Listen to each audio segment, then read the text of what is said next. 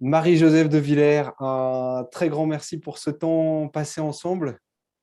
J'ai découvert le travail que vous avez réalisé, évidemment, pas seul, hein, en partenariat avec Anna Luana Stoica Deram. J'espère que je n'écorche pas son prénom et son nom. Dans ce superbe livre publié aux éditions L'Échappée, Ventre à louer, une critique féministe de la GPA.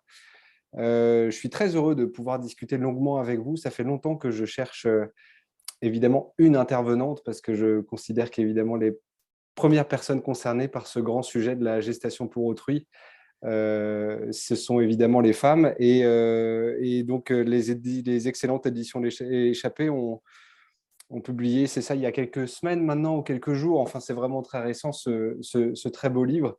Et on va pouvoir discuter ensemble de ce grand et grave sujet qu'est la gestation pour autrui, et peut-être un peu plus largement aussi sur le combat féministe que vous menez aussi depuis beaucoup d'années. Vous allez pouvoir justement vous présenter sur ce plan aussi. On va aussi parler de l'industrialisation du vivant, de la reproduction, ouais, version un petit peu industrielle, on peut le dire, en tout cas commerciale. Mais la première question à laquelle que je pose à tous les invités et toutes les invitées, vous la connaissez parce qu'on en a parlé juste avant de se parler, c'est sur quoi et pourquoi êtes-vous en train d'agir en ce moment, sachant que le moment peut avoir duré longtemps et peut durer encore longtemps. Oui, ben, merci beaucoup Mathieu d'avoir engagé cet entretien sur un sujet qui est tellement passionnant, tellement passionnant. Moi-même, je suis ce sujet depuis bientôt 10 ans et j'ai découvert ce sujet en fait étant militante LGBT. Alors je vérifie juste et je vais recommencer. Oui, c'est bon. Étant militante LGBT, plutôt étant militante lesbienne féministe, en fait, nous avons rencontré dans les années 2010 un nouveau courant dans le milieu LGBT qui était la revendication de la maternité de substitution comme étant une revendication centrale au mouvement. Nos amis nos amis lesbiennes d'autres organisations à Marseille, à Strasbourg, à Paris avait réussi en fait à bloquer la revendication dans les milieux LGBT, en particulier lors des marches de fierté. Et puis, on a vu en fait progressivement des organisations LGBT se constituer exclusivement pour revendiquer dans le milieu LGBT, revendiquer la GPA comme étant centrale à ce mouvement. Alors, bon nombre de lesbiennes féministes se sont retirées de ce mouvement et c'est en fait en suivant cette actualité dans le mouvement LGBT, l'arrivée en fait en force de cette revendication de la GPA, que mon organisation, qui à l'époque était la Coordination lesbienne en France et qui ensuite est devenue CQFD lesbiennes féministes, s'est mobilisée sur ce sujet. Et s'est mobilisée en fait pour comme nous étions un petit peu sur le front de cette revendication en tant que lesbiennes féministes, eh bien, nous sommes allés rencontrer les organisations féministes pour dire attention, il y a un sujet qui est un sujet que vous devez aussi prendre en charge, pas simplement nous autres lesbiennes dans ce milieu LGBT, mais qui est un sujet central pour les questions féministes. Et c'est comme ça que nous sommes allés rencontrer de grandes organisations féministes que nous avons convaincues de se mobiliser sur ce sujet et de pas à pas, d'étape en étape, en fait, nous avons réussi à constituer une espèce de groupe informel de pas mal d'associations. À une époque, nous étions 37 organisations en France et nous avons commencé en fait à nous manifester. Et la première fois que nous nous sommes manifestés, c'était en 2016 devant le Conseil de l'Europe, où en fait le Conseil de l'Europe avait mandaté une personne, Madame de Sutter, pour établir un rapport sur la GPA. Et ce rapport était tout à fait favorable à l'ouverture à la GPA. Et nous nous sommes donc à 37 organisations mobilisées devant le Conseil de l'Europe pour demander à ce que ce rapport ne soit pas validé et que la Commission européenne ne valide pas cette approche. à quelques voix près. Donc nous avons travaillé avec des parlementaires, évidemment, hein, parlementaires européens, et à quelques voix près, ce rapport a été refusé, mais à quelques voix près. Et c'est à partir de cet événement que nous avons vraiment pris conscience globalement, toutes les organisations féministes, de la nécessité de porter ce sujet non plus au niveau national, comme il avait été traité jusque-là par des prises de position de certaines organisations sur le sujet, mais qu'il fallait le traiter au niveau international. Parce que la question de la GPA nationale est battue en brèche depuis longtemps par justement le marché qu'il a organisé au niveau international. Et c'est comme ça qu'en fait, à partir de ce constat, c'est-à-dire que la question de la GPA n'est plus une question nationale, c'est une question transnationale, nous nous sommes constitués en coalition internationale pour l'abolition de la maternité de substitution. Donc à l'origine de cette coalition, on avait 4 organisations féministes qui ont pris en charge la constitution de cette organisation internationale. C'est mon organisation, donc c'est que des lesbiennes féministes. C'est aussi une autre organisation qui est la coordination, la CADAC, la coordination des associations pour le droit à l'avortement et à la contraception.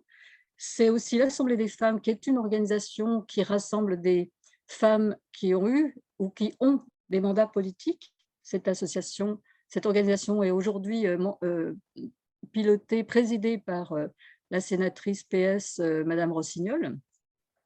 Et puis, une autre organisation française qui s'était constituée exclusivement en 2015 sur la question de la GPA, qui s'appelle le COR, qui est la coordination pour le respect de la personne, qui est constituée essentiellement de professionnels, soit des juristes, des journalistes, des universitaires aussi. Et donc, avec ces 4 organisations, nous avons posé la première brique. Voilà, première brique, organisation internationale de droit français. Et puis, progressivement, en fait, cette organisation s'est très rapidement développée. Si bien qu'aujourd'hui, la première pierre donc, a été posée en 2018, et aujourd'hui, en 2022, eh bien, nous rassemblons 41 organisations dans le monde, sur 14 pays et 3 continents.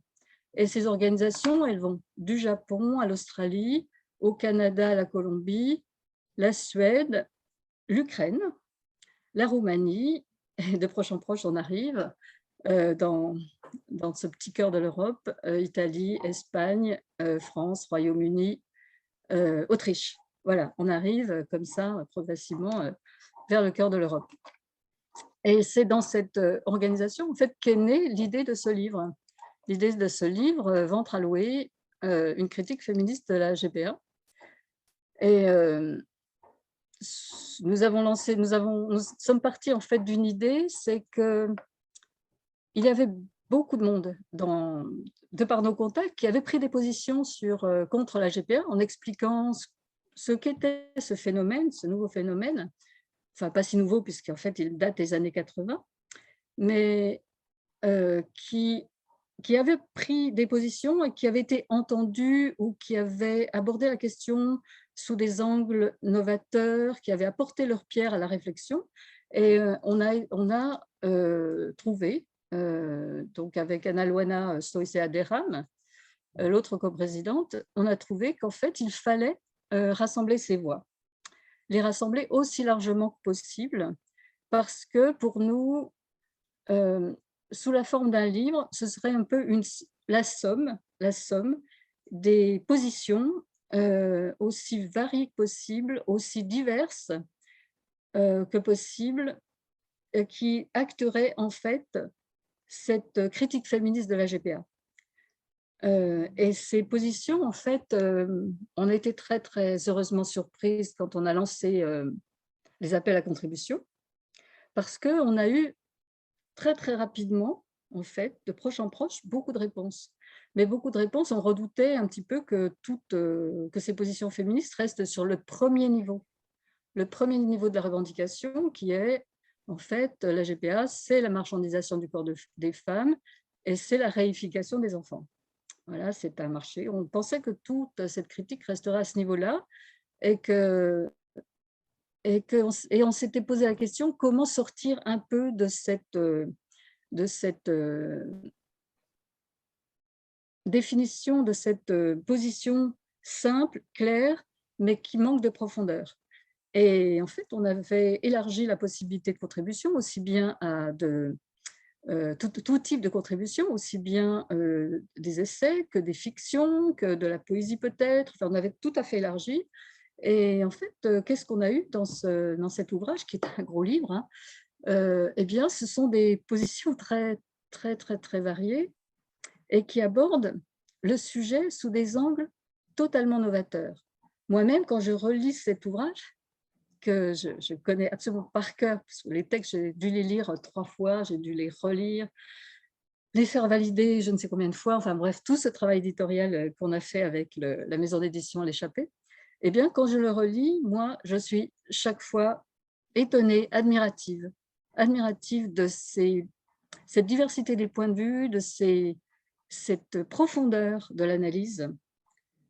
Et je pense que toutes les personnes qui auront la curiosité d'ouvrir cet ouvrage, de se le procurer, c'est très facile, il est en librairie en ce moment, trouveront quelque chose. Ils trouveront soit quelque chose pour compléter leur façon d'aborder la question, soit découvriront la question totalement. On peut tout à fait, au travers de ce livre, découvrir le sujet, parce que… Mais je vous propose, excusez-moi, Oui, je vous je vous en interromps, prie, Mathieu. mais justement, je souscris à tout ce que vous avez dit, notamment sur ce livre, parce que c'est vrai qu'il offre une multiplicité de points d'accroche, de points d'attache vers lesquels rentrer dans ce sujet en fait central de la GPA. Mais ce que je vous propose peut-être en commençant un peu notre entretien, pour rentrer un peu dans le cœur du sujet, c'est que peut-être vous nous expliquiez un petit peu, parce qu'il y a une liste d'acronymes, le vocabulaire est assez fourni, parfois tortueux, difficile à dénouer, notamment si l'on souhaite, et c'est mon cas, pour apaiser le suspense des personnes qui pourraient voir notre entrevue, si on souhaite justement s'opposer à cette marchandisation du corps, mais pas que. Il est difficile parfois d'y comprendre quelque chose dans tout le vocabulaire qui est mis en place, notamment par des avocats, pour favoriser la marchandisation du corps des femmes. Alors, je souhaiterais, si vous voulez bien, qu'on commence par faire un peu de vocabulaire, découvrons un peu ensemble on peut dire la langue de l'ennemi, mais peut-être, est-ce que vous pouvez donner une définition simple de la gestation pour autrui? Qu'est-ce que ça veut dire en fait? Alors, oui, j'aime beaucoup votre question parce que ça m'oblige justement à revenir à la base de ce qu'est la GPA, parce que très, très souvent, les gens ont une très, très, très vague idée. Et moi, j'étais frappée par le fait d'une grande ignorance à la fois dans le public, mais aussi chez des professionnels, des journalistes, des universitaires. Euh, et donc, nous, on a une définition très, très simple de la GPA que je vais vous lire parce que ce sera plus simple. Alors, pour nous, la maternité substitution, c'est une pratique qui consiste à recruter une femme, contre rémunération ou non, afin de lui faire porter un ou plusieurs enfants qui sont conçus ou non avec ses propres ovocytes, dans le but de le ou les lui faire remettre à une ou plusieurs personnes qui souhaitent être désignées comme parents de ces enfants. Alors, pour aller un petit peu plus loin, en fait, ce qu'il faut savoir, c'est que la grossesse de GPA n'est pas de gestation pour autrui, de maternité substitution, n'est pas une grossesse comme une autre. Tout le monde pense que voilà, bon, ben, une femme, c'est une mère porteuse sont enceintes, et puis voilà, ça se passe comme tout un chacun, enfin comme chaque maternité, et tout est normal, quoique tout est normal. La maternité aujourd'hui encore est une cause de risque. Et être enceinte, c'est quelque chose dans lequel on risque il y a un risque pour soi-même, il y a un risque pour l'enfant qu'on va porter, ça n'est pas anodin. Et c'est encore moins anodin dans le cas de la GPA, parce qu'aujourd'hui, la technique utilisée pour la GPA, c'est la FIV, c'est la fécondation in vitro. Ça se présente de la façon suivante, c'est-à-dire qu'au départ, on recherche des gamètes mâles et des gamètes femelles, c'est-à-dire qu'on cherche sur catalogue des ovocytes pour la fourniture des gamètes femelles. Le sperme, souvent, c'est le sperme de l'élément masculin du couple qui demande cette GPA. Et puis, ces gamètes vont donner l'objet d'une fécondation in vitro, ce qu'on appelle la FIV. Et à partir du moment où la fécondation in vitro a fonctionné, on va obtenir quelques embryons, 1 à 5, 6, et on va décider d'implanter ces embryons, on va procéder au transfert de ces embryons dans l'utérus de la mère porteuse. Voilà. Et ça n'est pas une opération simple parce que la mère porteuse qui n'est pas dans un processus elle-même de grossesse, eh bien, il faut que son corps soit à même d'accueillir cet embryon. Il faut qu'il y ait une nidification dans son utérus. Et pour ce faire, on va lui administrer un traitement hormonal sur un certain temps pour que cette nidification au sein de son utérus puisse se faire et que son utérus puisse accueillir les embryons. Et au moment du transfert, qui se fait par cathéter, une opération, au moment du transfert, les cliniques redoutent une chose, c'est que s'agissant d'une opération, eh bien, il y ait un risque d'infection. Et donc, ces mères porteuses sont aussi largement médicalisées et en particulier avec des produits qui permettent d'éviter tout risque d'infection et des produits totalement inutiles la plupart du temps, mais comme pour les cliniques et les agences qui s'occupent de GPA, ce qui est important pour elles, eh bien, c'est le taux de réussite. Et en surmédicalisant ces mères porteuses, elles tentent de s'assurer un taux de réussite le plus important, parce que c'est ce qui va figurer sur leur site, leur taux de réussite, pour attirer les clients. Voilà, donc la GPA n'est pas une grossesse comme une autre, elle comporte des risques extrêmement importants. Alors ces risques proviennent en grande partie du recours à la FIV. Il y a des études constantes, disponibles, qui montrent que la FIV par double don, c'est-à-dire dans la mesure où tout le matériel génétique est étranger à la mère porteuse, eh bien, ces grossesses sont à risque. Et on sait qu'on connaît le facteur de risque supplémentaire du fait de ces grossesses. Et ce que m'expliquait un scientifique qui était vraiment complètement passionné par ce sujet, mais aussi dédié à ce sujet, c'est qu'il y a un phénomène assez fréquent qui se produit et qu'on appelle la pré-éclampsie. La pré-éclampsie, c'est au moment de la 25e semaine, je crois, de grossesse, il se produit une élévation de la tension artérielle chez la mère porteuse à un point extrêmement rapide. C'est une élévation de tension artérielle très rapide et qui fait qu'il faut absolument procéder à une césarienne pour sauver à la fois la mère et éventuellement les fœtus, l'œuf ou les fœtus, s'ils sont en état de survie. Et cette prééclampsie est aujourd'hui analysée par les scientifiques comme un mécanisme de rejet. Comme le matériel génétique au travers de cet embryon, ces embryons sont totalement étrangers à la mère porteuse, eh bien, ce mécanisme de rejet peut se mettre en place. Et c'est quelque chose qui est quand même assez fréquent. Le taux de fréquence que je n'ai plus en tête est quand même assez fréquent.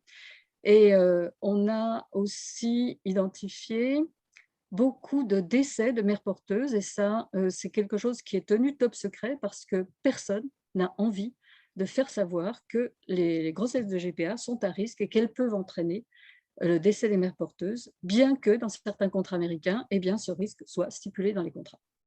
Voilà. Mais Mathieu, je pense que quand vous parlez de vocabulaire, vous pensez encore à un autre sujet de vocabulaire qui est la façon dont on décrit aujourd'hui la GPA. Alors, on l'appelle GPA altruiste, on l'appelle GPA éthique, on va même l'appeler jusqu'à GPA en solidarité. Alors, c'est très intéressant, cette analyse de vocabulaire, parce que GPA altruiste. Commençons par le premier terme, GPA altruiste. D'où vient cette façon de nommer cette GPA, la GPA? Et ce terme n'est utilisé dans aucun texte de loi, hein, que ce soit en Grande-Bretagne qui dit, la Grande-Bretagne, le Royaume-Uni prétend avoir organisé depuis 1985 une GPA altruiste sur son territoire, mais le terme d'altruiste, évidemment, n'apparaît pas dans les textes de loi. C'est une façon de présenter la GPA, une façon marketing de présenter la GPA. Alors pourquoi altruiste? Parce que les premières critiques qui ont été adressées dès 1980, quand la GPA a été mise en place, eh bien c'est comment ça, on obtient un enfant avec de l'argent, ça veut donc dire que c'est un achat d'enfant. Voilà, c'était la première critique. La GPA, c'est un système commercial, c'est un système porté par le marché, et donc si c'est commercial, c'est pas bien. Alors si c'est pas bien, eh bien on va transformer cette pratique en une pratique qui va être à l'inverse de quelque chose qui est commercial. Voilà, ce qui n'est pas commercial est altruiste. Voilà, le tour de passe-passe est joué. Mais on va plus loin encore, parce que quand on dit altruiste, qu'est-ce qu'on organise? Eh bien, on organise simplement le fait que la mère porteuse, parce que c'est elle d'où vient tout le mal, c'est elle qui obtiendrait de l'argent pour cet enfant, eh bien, c'est elle dont on va limiter les paiements. On va organiser légalement la somme à laquelle elle peut prétendre. On va dire, non, elle va être dédommagée. Elle ne va pas être payée, elle va être dédommagée. Mais évidemment, ce qu'on nommait, ce qu'on cache sous le tapis, c'est tous ces parties prenantes, les différents intermédiaires, les différents interlocuteurs, les différents acteurs de la GPA, à qui on ne demande absolument pas de pratique altruiste. La clinique, on ne lui demande pas d'être altruiste. L'agence qui a mis en relation les parents commanditaires, la mère porteuse, la clinique, on ne va rien lui demander.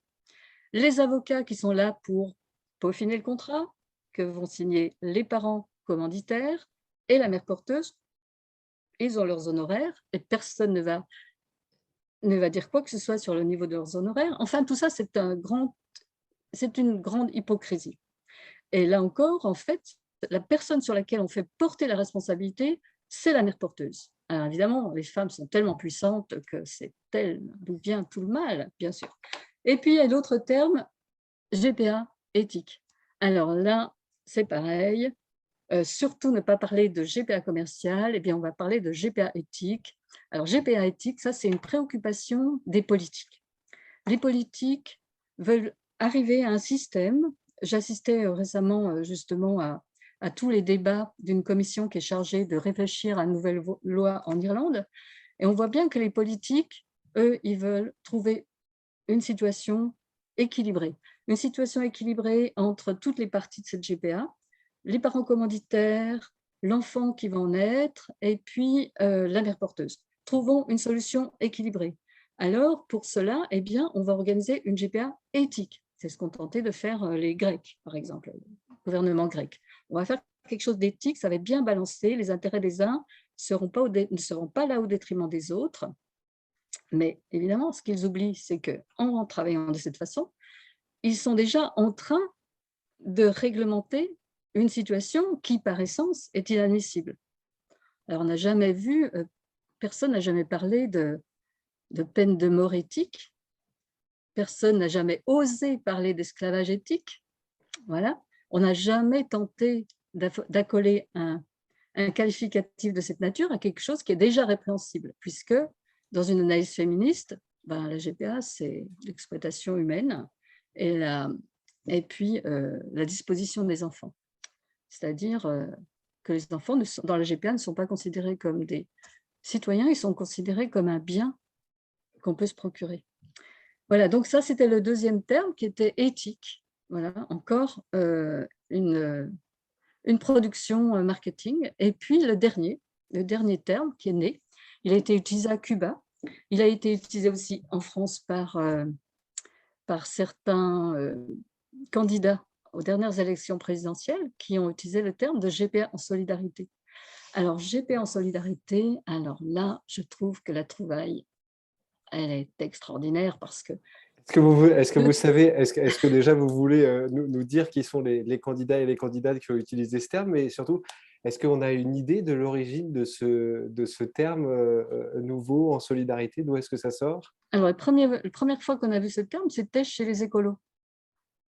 Les écologistes sont arrivés là-dessus, GPA en solidarité, et puis on a vu aussi ce terme à Cuba, parce que Cuba aussi a légiféré pour une GPA en solidarité. Alors la GPA en solidarité, c'est une GPA restreinte, où on pense qu'en fait, la GPA va se dérouler dans le cadre strictement familial, c'est-à-dire que la sœur va faire un enfant pour la belle-sœur et le frère qui sont un couple infertile. Voilà. On pense que ça va se dérouler dans un cadre très, très limité et qu'on va avoir un effet de solidarité, voilà, sur des cas bien précis. Alors Je, déjà, je suis vraiment navré de vous interrompre, mais juste pour bien comprendre, l'exemple que vous venez de citer là, est-ce que ça voudrait dire que il pourrait y avoir des spermatozoïdes du frère qui, une fois fécondés avec l'œuf de la femme du frère,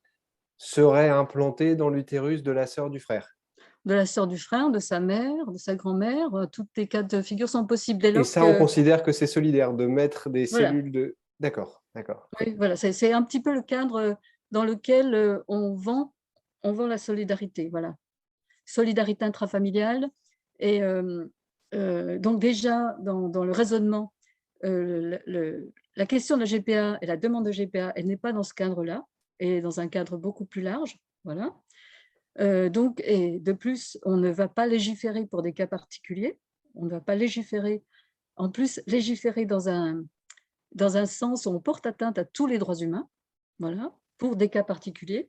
Donc, quand on dit en plus, quand on dit en solidarité, ça veut dire solidarité. À qui demande-t-on d'être solidaire? On demande d'être solidaire à la mère porteuse. Encore une fois, c'est elle qui est mise en avant et c'est à elle qu'on demande un effort de solidarité. On lui demande carrément de sacrifier 9 mois de sa vie, de prendre des risques incommensurables pour quoi? Pourquoi? Pour quoi? Pour un désir d'enfant. Et il faut bien voir que dans la GPA ne soigne personne. Hein. C'est pas... Alors déjà, ce n'est pas une pratique médicale. Ça, c'est encore un argument des pro-GPA qui disent oui, la GPA, c'est une technique de reproduction médicalement assistée. Non, erreur, voilà encore un abus de langage, puisqu'on est dans le sujet du langage. Parce que dans la GPA, on utilise une technique de reproduction médicalement assistée, qui est la FIV. Mais la GPA, c'est beaucoup plus large que ça. La GPA, c'est des avocats, c'est une agence, c'est une clinique, c'est aussi des psychologues. Des psychologues qui, aux États-Unis, sont là pour faire en sorte que la mère porteuse arrive à se détacher de l'enfant qu'elle va mettre au monde. Voilà. Et donc, tout ça, ce n'est pas une pratique médicale. C'est simplement un dispositif, une pratique sociale, un dispositif marchand. Voilà, c'est un kit qu'on fournit en fait aux parents commanditaires.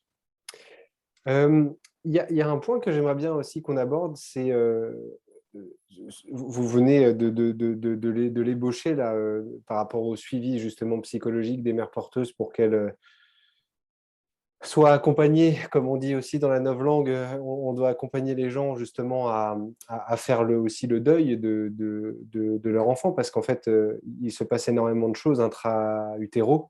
La mère porteuse et l'embryon qui devient fœtus et qui deviendra plus loin bébé ont énormément d'échanges aussi. Il y a des échanges de voix, enfin bref, énormément de choses. Je rappelle ce que j'ai lu dans votre livre, c'est que les mères porteuses, pardon, sont monitorées médicalement, c'est absolument dingue. Elles sont suivies presque continuellement. Elles doivent rendre des comptes aux parents d'intention. Hein. Vous pourrez expliquer ce que sont les parents d'intention. Enfin, c'est ceux en fait qui vont récupérer le bébé ou qui ont fait la démarche.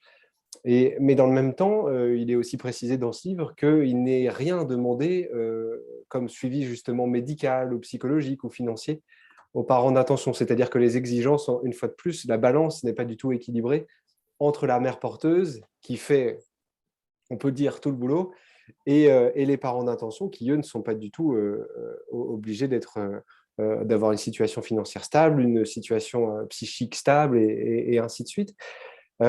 Tout ça pour dire que j'aimerais bien qu'on fasse un petit point ensemble, si vous voulez bien, sur les trois victimes de la GPA. Alors, j'aimerais bien que vous nous expliquiez un peu comment ça se passe, évidemment, pour la mère porteuse en premier lieu, parce que c'est quand même un peu à elle qu'on pense en premier, mais en même temps, il y a aussi la donneuse d'ovocytes, les donneuses d'ovocytes, parce que vous le disiez tout à l'heure, par exemple, aux États-Unis, je sais qu'il y a une loi qui est passée en 2020 ou 2021, je ne me souviens plus, dans l'État de New York. Oui, c'est ça, l'État de New York, où il est interdit, je crois, aux mères porteuses d'utiliser leurs propres ovules, il me semble, mais vous me confirmerez ça.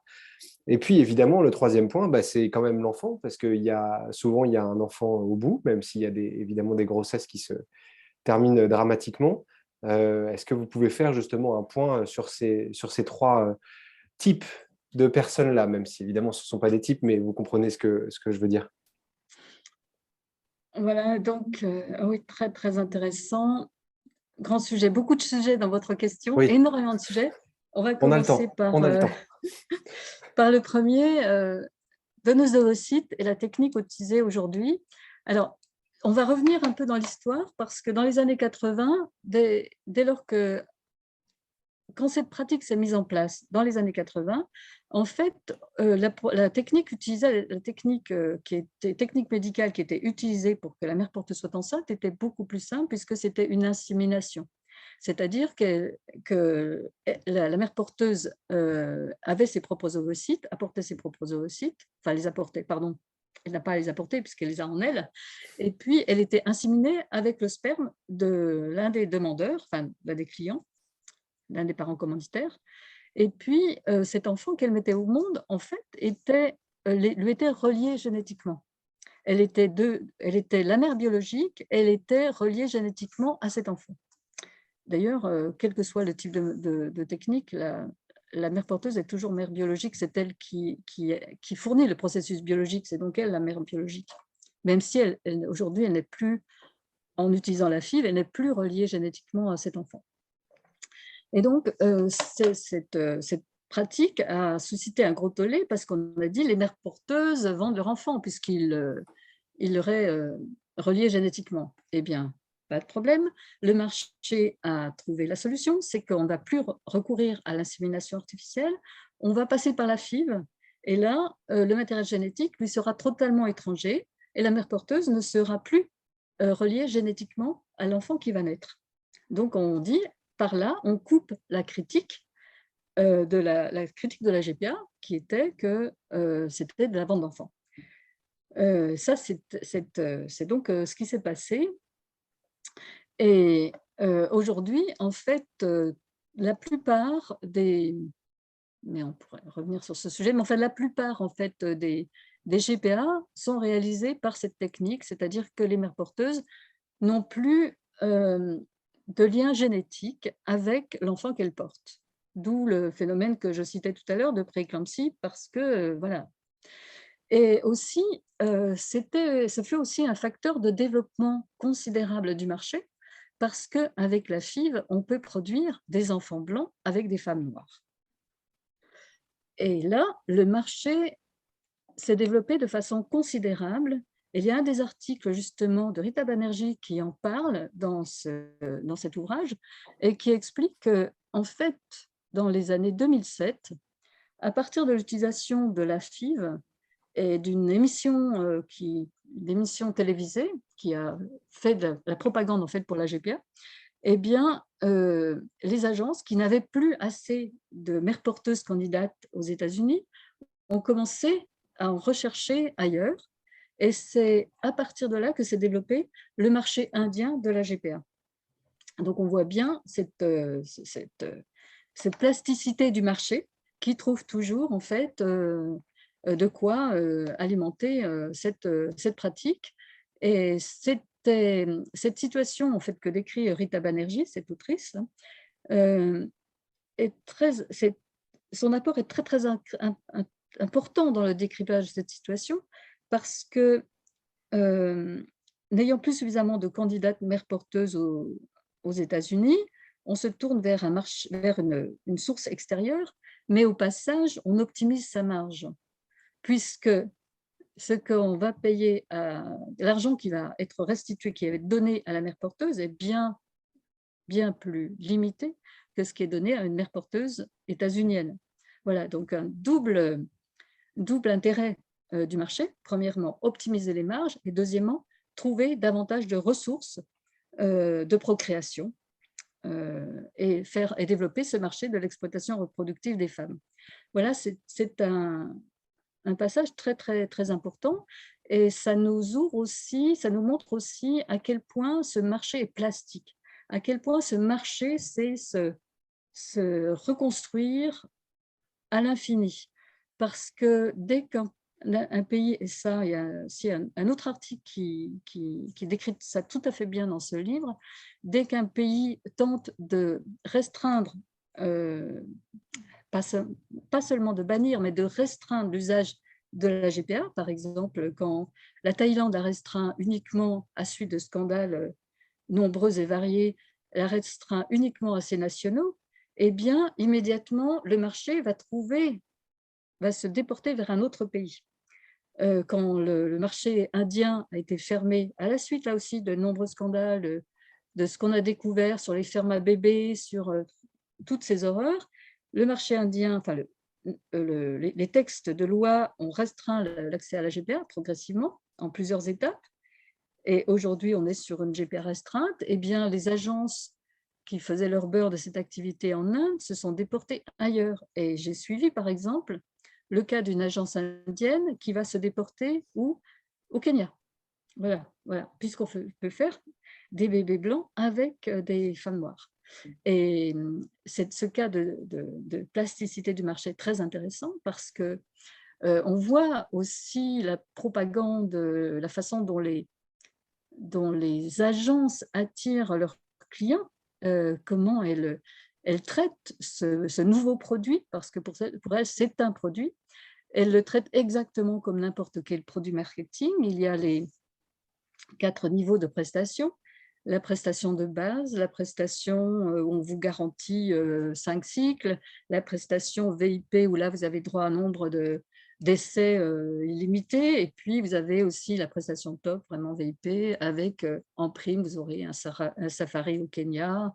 Puisque vous êtes au Kenya, vous aurez en prime un safari. Voilà, c'est très très bien pour les parents commanditaires. Ça leur évite de stresser pendant que la mère porteuse est en train d'accoucher dans des cliniques qui ne sont pas toujours au top. Voilà. Et on voit bien la plasticité de ce marché qui sait à la fois utiliser toutes les techniques pour se développer. On voit bien comment on est passé à l'insémination artificielle à la FIV. Voilà. Comment aujourd'hui les agences aussi optimisent, essaient d'obtenir un taux les agences et les cliniques, un taux de réussite maximum en surmédicalisant les mères porteuses. Et on voit aussi comment le marché présente ce produit comme un produit, et voilà, avec un système marketing illimité. Et puis, c'est important de voir un peu ce marché sous l'angle marketing, parce qu'il y a beaucoup, en fait, la question qu'on se pose aussi, c'est la question des parents commanditaires. Donc, on dit parents d'intention, on dit parents commanditaires, bien qu'ils ne soient pas parents quand ils passent commande. On dit aussi clients, voilà, on dit aussi acheteurs. Donc, il y a toute cette terminologie pour désigner les personnes qui vont avoir recours à cette technique pour se procurer un enfant. Et ce qui nous fera beaucoup, c'est que donc, toute cette pratique marketing est là pour rendre l'accès à cette pratique, je dirais, indolore du point de vue de la conscience personnelle, puisqu'on vous assure que c'est sans danger, on vous assure que c'est une pratique sans danger, on vous assure que ces mères porteuses sont consentantes puisqu'elles vont signer un contrat. Et donc, tout est là pour rassurer les candidats éventuels, les clients potentiels, mais aussi pour leur éliminer toute conscience de ce qu'est vraiment la GPA, toute connaissance de ce qu'est la GPA. Et donc, on conçoit tout à fait bien, et on ne va pas condamner du tout les parents commanditaires, parce qu'on conçoit bien comment ils sont eux-mêmes pris dans ce système qui va leur faire miroiter un droit à l'enfant, alors que la notion de droit enfant n'existe pas. On a des devoirs envers des enfants, mais on n'a pas de droit à l'enfant. On a droit de fonder une famille, c'est un droit internationalement reconnu, mais on n'a pas de droit à l'enfant.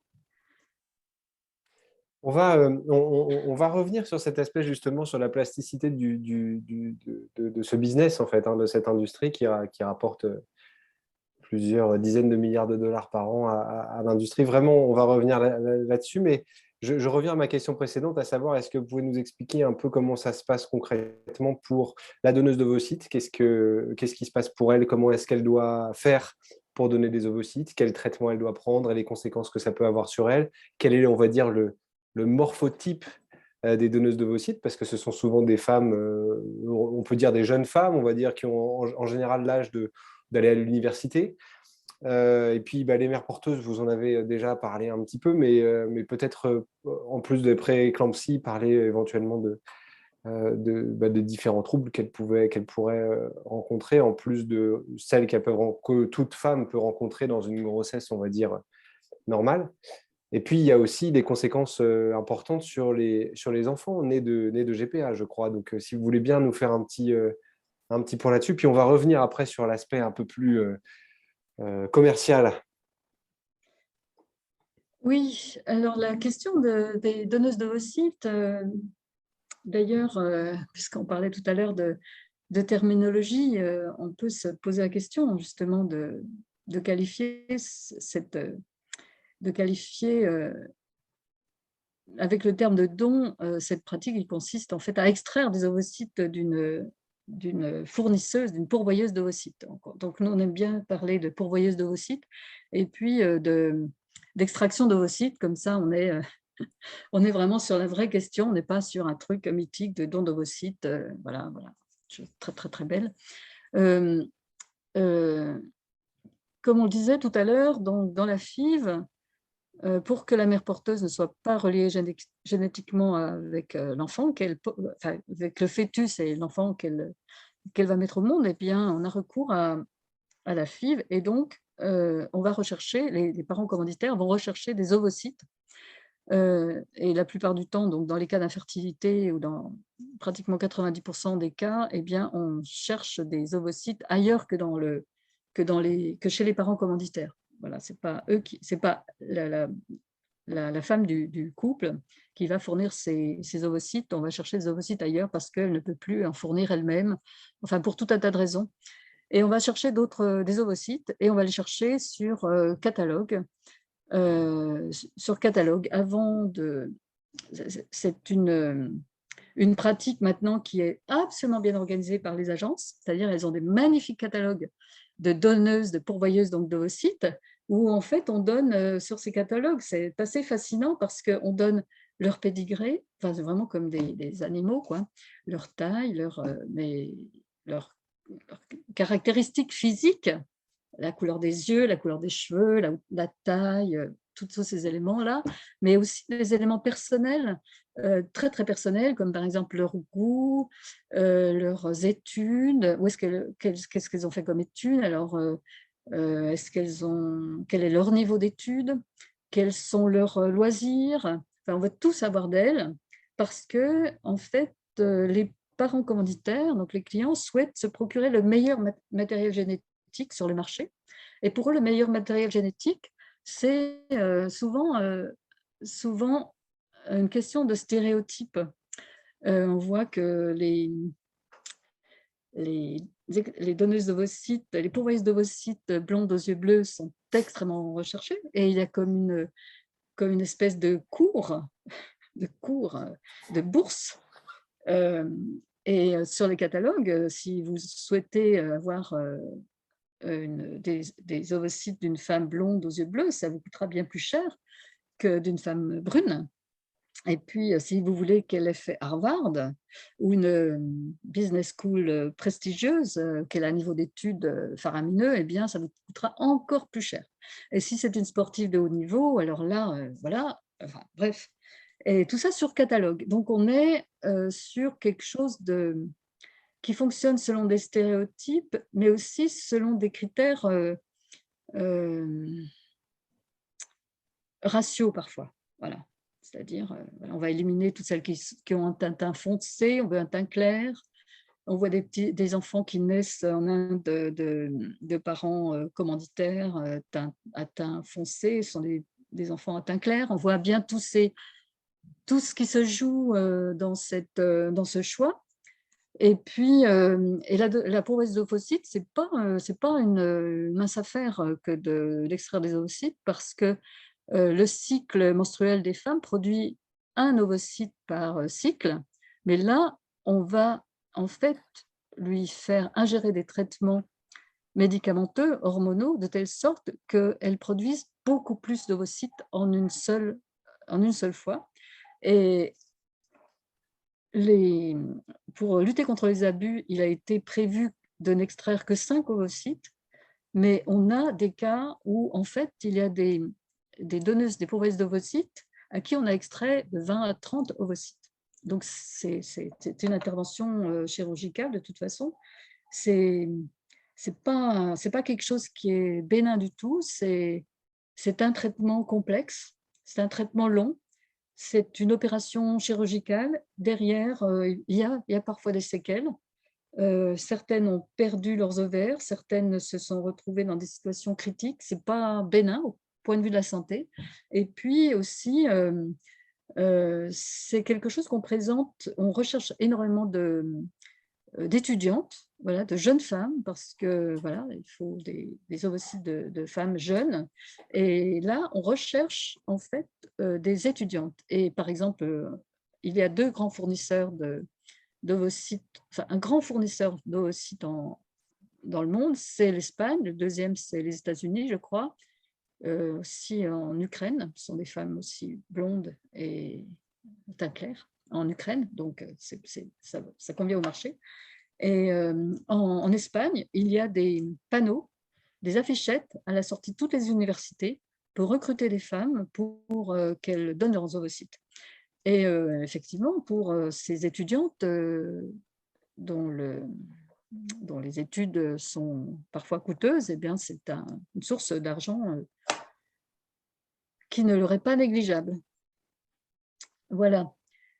Et par ailleurs, en ce qui concerne les pourvoyeuses d'ovocytes, si je ne me trompe pas, les femmes naissent avec un nombre d'ovules déterminé. Je crois que même dans le ventre de leur mère, les filles ont déjà le nombre, enfin, elles sont programmées génétiquement, je crois, pour avoir le nombre d'ovules déterminé. Donc, ce que je veux dire, c'est que si on leur prélève 30 ovules, pardon, ces 30 ovules-là ne se répliquent pas, quoi. Ils sont donnés, ils sont perdus. Il n'y a pas de... Voilà. Oui, tout à fait, tout à fait. Donc mais en fait, pas tant que ça, parce qu'on a un nombre suffisant d'ovocytes, même si en fait on en retire quelques-uns, on a un nombre suffisant. Tous les ovocytes, tout le capital ovocytaire, si on peut dire, Ouais. ne vient pas à maturité pendant la vie féconde d'une femme. Ah, d'accord, ok. Voilà, donc ils sont surnuméraires, donc bon, en D'accord. prélevé, on s'est posé la question, et non, ça ne handicape pas les capacités reproductives des pourvoyeuses d'ovocytes. En D'accord. revanche, ce qui se passe, c'est que la plupart, médicalement, on recommande de ne pas procéder à des dons d'ovocytes de façon sans limite. Il y a un chiffre qui a été justement défini en Espagne, qui est pas plus de 5 extractions d'ovocytes. Voilà. Mais comme rien n'est organisé pour limiter ces dons, il y a un registre normalement en Espagne qui était prévu pour pouvoir contrôler que ces femmes ne sont pas recrutées plus de 5 fois pour donner leurs ovocytes. Eh bien, ce registre n'est pas vraiment tenu. Et puis, dans le monde, il n'y a pas ce genre de limite. Hein. C'est certaines femmes qui donnent des quantités d'ovocytes et qui, voilà, Est-ce pas de qu'on limite, pas nos limites. est-ce qu'on sait combien rapporte un prélèvement d'ovocytes? Par exemple, disons en Espagne, parce que j'imagine que c'est moins Oui, cher en 500 Ukraine qu'en euros. Espagne. Le prix de base, c'est 500 euros. Ah oui, pour donc en plus, même le aux prix de base. États-Unis où le taux d'endettement des étudiantes est très très élevé, oui, ok, c'est un peu d'argent, mais il n'y a pas de C'est pas quoi éponger une énorme, non, dette, non. quoi. D'accord. Alors évidemment, après, on a tous ces cas où en fait les ovocytes très très recherchés sont payés davantage, mais c'est des cas exceptionnels, hein. Donc le prélèvement standard, c'est 500 € D'accord. en Espagne. Donc, on a abordé le point des mères porteuses, on a abordé le point des pourvoyeuses d'ovocytes. Et est-ce que vous voulez bien qu'on aborde maintenant le point des enfants? Enfin, évidemment, si vous avez d'autres choses à dire sur les mères porteuses et les pourvoyeuses d'ovocytes, allez-y. Mais est-ce qu'on a, je crois qu'il y a des études quand même qui ont mesuré l'impact de la GPA aussi sur les enfants nés de GPA. Est-ce que vous pouvez en dire un mot? Ben, en fait, pas tant que ça. On n'a pas trop d'informations. On a des études qui ont mesuré justement les risques spécifiques des mères porteuses c'est une étude qui a été faite avec un recul de 10 ans sur 10 années de pratique de la GPA aux Pays-Bas. Donc là, les risques ont bien été mis en évidence dans cette étude. En ce qui concerne les enfants, malheureusement, on n'a absolument rien du tout comme étude. Ce qu'on a, on n'a pas grand-chose. On a certains enfants, enfin, qui maintenant sont plus ou moins des adultes, mais comme la pratique est assez récente, on n'a pas encore énormément d'enfants arrivés à l'âge adulte qui prendraient des positions. Néanmoins, aux États-Unis, il y a eu un courant aussi, en particulier une jeune femme qui a pris des positions qui est née de GPA, qui a pris des positions sur les réseaux sociaux pour dire à quel point elle était en désaccord avec cette pratique. Et puis, on est en relation avec 2 organisations, l'une en Belgique, l'autre en Allemagne, qui sont des organisations d'enfants nés de dons, ça s'appelle donor conceived, qui sont nés de dons de gamètes. Alors, par n'importe quelle pratique, que ce soit par GPA, par insémination, par FIV, que ce soit dans le cas de la GPA ou pas, dans tous les cas d'usage de gamètes extérieures à la femme, à la procréatrice. Et ces organisations contestent le recours à la GPA, s'élèvent contre le recours à la GPA. Ces organisations d'enfants, quoi, d'enfants, de personnes nées de ces pratiques. Ces 2 organisations que nous connaissons critiquent la GPA, mais il n'y a, à notre connaissance, absolument aucune étude sur les enfants nés de GPA, aucune. Et est-ce Ce que qu'on vous... sait, c'est qu'on Ouais. a des témoignages, de filles en Inde qui sont nées de mères porteuses et qui considéraient que leur vie, si elles devaient en être réduites à faire comme leur mère, c'est-à-dire à devenir mère porteuse, elles considéraient que leur vie a été un échec, par exemple. Quelques témoignages sporadiques, mais pas suffisamment. C'est vraiment un sujet qui, dans les années qui viennent, devrait être étudié, je pense. Et est-ce que vous pensez que c'est une erreur? Parce que je ne sais pas si je l'ai lu dans votre livre ou si c'est une digression de ma part, mais on sait que les personnes, les enfants, par exemple, adoptés, une bonne partie d'entre eux font une recherche de parents biologiques. Est-ce que vous pensez que, enfin, il y a parfois des troubles, des souffrances qui naissent par exemple de l'adoption. Est-ce que vous pensez qu'il est légitime d'envisager justement qu'il y aurait au moins je dis des troubles et le terme n'est pas du tout péjoratif hein, dans ma bouche, mais des souffrances en tout cas qui pourraient naître chez ces enfants-là, qui pourraient parfois chercher leur mère biologique, qui n'est pas leur mère génétique, mais qui est, on peut dire, leur mère biologique, qui était la mère porteuse. Est-ce que c'est des choses qui commencent à être un petit peu documentées ou des psychologues qui tirent la sonnette d'alarme? Je ne sais pas.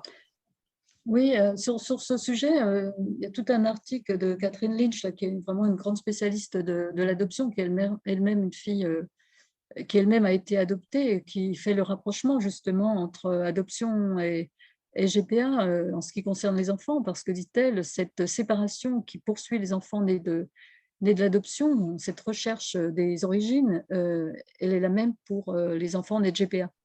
Et les exemples qu'on a, alors, je vais juste citer 2 exemples qui nous ont beaucoup touchés.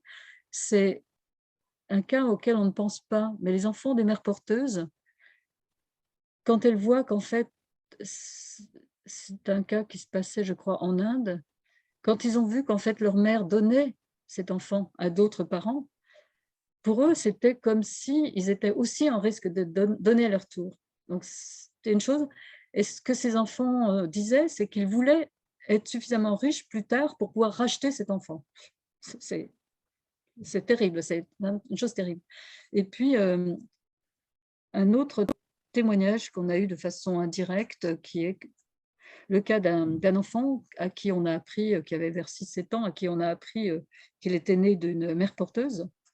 Eh bien, il n'avait de cesse que d'aller à la mère porteuse russe, que d'aller à la gare, prendre un billet pour aller retrouver la mère porteuse en Russie, au grand effroi de ses parents qui, bien sûr, l'aiment énormément et ont beaucoup d'amour pour lui, mais cet enfant voulait retrouver la mère qui lui avait donné naissance, en fait, assez naïvement. Il y a des représentants de la GPA qui ont poussé ça je crois que je l'ai lu dans votre livre aussi, ou dans un autre article. Ils ont poussé le vice jusqu'à aller, par exemple, dans des camps de réfugiés en Syrie pour aller démarcher des mères porteuses. Je sais aussi, c'est en 4e de couverture de votre livre, ah oui, où on parle justement en Ukraine, que pendant la guerre en Ukraine, les agences de GPA ont envoyé des mails rassurants aux parents d'intention en leur expliquant que les mères porteuses étaient à l'abri et sous bonne escorte, parce que c'était des milices privées qui s'occupaient de la sécurité de ces femmes-là. Il y a eu quand même beaucoup de scandales qui ont eu lieu. Vous en parliez en Thaïlande, une fois que la Thaïlande a voulu légiférer, si je ne me trompe pas, le marché s'est déplacé au Cambodge. Vous parliez de l'Inde, et puis je crois que le marché s'est déplacé d'abord au Népal, et puis ensuite au Kenya, puis revenu ailleurs, puisque le Kenya il y avait quand même des conditions d'hospitalisation un peu compliquées. Enfin bref, tout ça bouge beaucoup.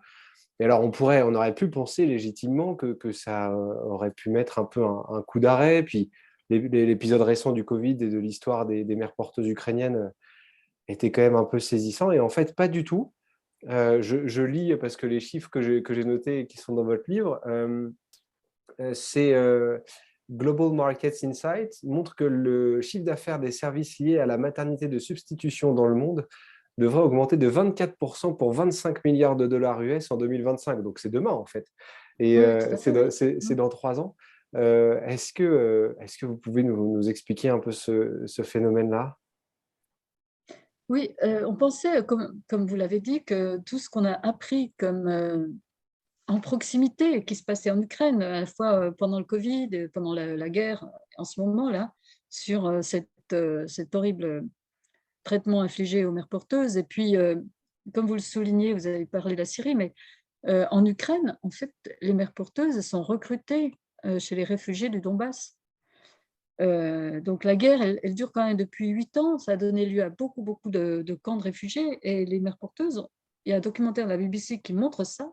On voit en fait que les agentes, souvent des femmes ou des hommes, d'ailleurs les agents recruteurs, les agentes recruteuses, euh, vont, qui sont appointées par les agences, vont recruter ces femmes dans les camps de réfugiés, dans les zones où ces réfugiés tentent de survivre. Et ce sont de bonnes candidates mères porteuses parce qu'elles n'ont pas d'autre choix. Et puis, partout, en fait, partout dans le monde, dès qu'il y a de la pauvreté, il y a des candidates potentielles mères porteuses, ça c'est évident.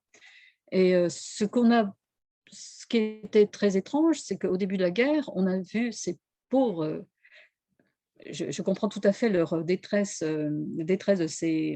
de ces parents commanditaires, de ces clients qui avaient eu recours à la GPA en Ukraine et qui étaient très inquiets du fer de la guerre, mais tous les reportages qu'on a vus montraient leur détresse et passaient carrément sous silence ce qui se passait à l'intérieur dans quelle situation étaient ces femmes qui avaient accepté par nécessité de devenir mères porteuses. Et à la fin de pendant la première épidémie du Covid, où on a vu ces centaines de bébés qui étaient à l'encan, en fait, qui étaient maintenus dans des hôtels, dans des cliniques, gardés par des, du personnel recruté pour s'en occuper pendant que les déplacements étaient absolument impossibles. Cette situation a fait frémir tout le monde parce que ces enfants ont été récupérés, mais peut-être pas tous. Que sont-ils devenus? C'est des situations qui sont propices aussi au trafic d'enfants, et on sait qu'il y a eu du trafic d'enfants, c'est-à-dire que des enfants qui étaient en déshérence, on les a revendus à d'autres. Enfin, on sait que tout est possible dans ces situations, mais aussi ce qu'on sait, et ça, on l'a appris récemment, en Ukraine. Ça, c'est le chef de la police nationale ukrainienne et puis une réunion qui a eu lieu entre le responsable de la police ukrainienne et puis la personne qui est chargée de lutter contre la traite humaine. Eh bien, en Ukraine, la moitié des enfants qui sont dans les orphelinats, qui arrivent dans les orphelinats, sont des enfants qui sont rejetés de la GPA. Donc, c'est un chiffre qui nous a absolument hallucinés. On ne connaît pas le nombre. Qu'est-ce que vous voulez dire rejeter de la GPA? C'est-à-dire que c'était les C'est-à-dire que les parents qui parents ne rompent viennent leur pas les contrat? chercher ou ont décidé qu'ils ne voulaient pas les prendre en charge, qu'ils avaient changé d'avis ou bien que l'enfant n'était pas conforme. Il y a tout un tas de cas de figure. Eh bien, ces enfants, ils vont à l'orphelinat en Ukraine. Et il y a des cas qui ont été documentés justement d'enfants qui ont considérés comme non conformes, qui ont été transférés à l'orphelinat en Ukraine, pris en charge par l'orphelinat en Ukraine. Et souvent, ce sont des enfants qui ont eu des difficultés à la naissance, parce que c'est voilà, une naissance qui se produit dans des conditions difficiles et qui peuvent rester handicapés. Il y a des enfants qui naissent avec le syndrome de Down, qui sont des enfants mongoliens, comme on les appelle vulgairement. Et ceux-là, les parents commanditaires vont les laisser là-bas. On a le cas aussi d'une petite fille qui était commandée par un couple italien. L'enfant est né, les parents italiens, enfin, les commanditaires italiens ont décidé qu'ils n'avaient plus tellement envie de cette petite fille, donc ils ont appointé en Ukraine, tout ça par Internet, une nounou chargée de s'occuper de cette petite fille. Et ça faisait 1 an que cette petite fille était à la charge de cette nounou payée par ces Italiens qui n'avaient absolument pas du tout l'intention de la rapatrier. Ça a créé une sorte de scandale, et c'est l'État italien qui est allé chercher cet enfant et qui l'a rapatrié en Italie et qui l'a confié à l'adoption en Italie. Voilà, donc on a tous ces cas de figure d'enfants abandonnés parce que si les enfants ne sont pas conformes à ce qui est attendu par les parents, il y a des parents commanditaires interviewés dans une émission de la BBC, justement, Bridget, qui étudie le cas d'une petite fille, justement, qui à la naissance est née, il y a des jumeaux qui sont nés, le garçon est mort et la petite fille a survécu, mais avec des traumas très importants et puis des déficiences mentales. Et elle a été prise en charge, donc les parents ont refusé de venir la prendre, c'était des Américains. Elle a été confiée à l'hôpital, donc elle est restée très très longtemps à l'hôpital où il y a justement une soignante qui s'en est personnellement occupée. Et la petite fille a fait beaucoup de progrès et on la voit dans le documentaire, elle a 3-4 ans, elle est tout à fait épanouie avec encore des limites mentales, mais quand même elle va bien. Et la BBC a retrouvé les parents commanditaires, les a appelés pour leur dire « mais votre fille va bien, il faut que vous veniez la chercher, elle a besoin de vous ». Ils ont dit non, non, non, nous on n'en veut pas. Elle n'avait pas le sourire hollywoodien qu'on attendait quand on l'a vue, donc non, on n'en veut pas. Confiez-la à l'adoption. Mais déjà auparavant, quand cette petite fille avait eu des difficultés à l'hôpital, quand elle était née, eux ne sont pas venus, ils avaient dit mais elle a des difficultés, elle est sous respiration artificielle, débranchez-la, il faut la débrancher. Et ensuite, quand on leur apprend que quand même elle va bien, ils disent non, on n'en veut pas, confiez-la à l'adoption. Voilà. Donc on voit le comportement en fait de ces parents commanditaires qui ont mis beaucoup, beaucoup d'espoir et qui ont beaucoup d'attentes par rapport à cet enfant qu'ils ont commandé. Et je me pose très, très souvent la question, justement, vous parliez des études, Mais il doit y avoir sur ces enfants tant d'attentes qui pèsent, parce qu'ils ont été commandés, ils ont été conçus avec des attentes physiques, des yeux bleus, des cheveux blonds, un niveau intellectuel élevé. Et que se passera-t-il quand ces enfants ne correspondront pas à ce qu'on attend d'eux? La pression qui va peser sur ces enfants, elle est immense. Et je suis très, très perplexe par rapport à ce que ça va donner. Ça va être assez terrible.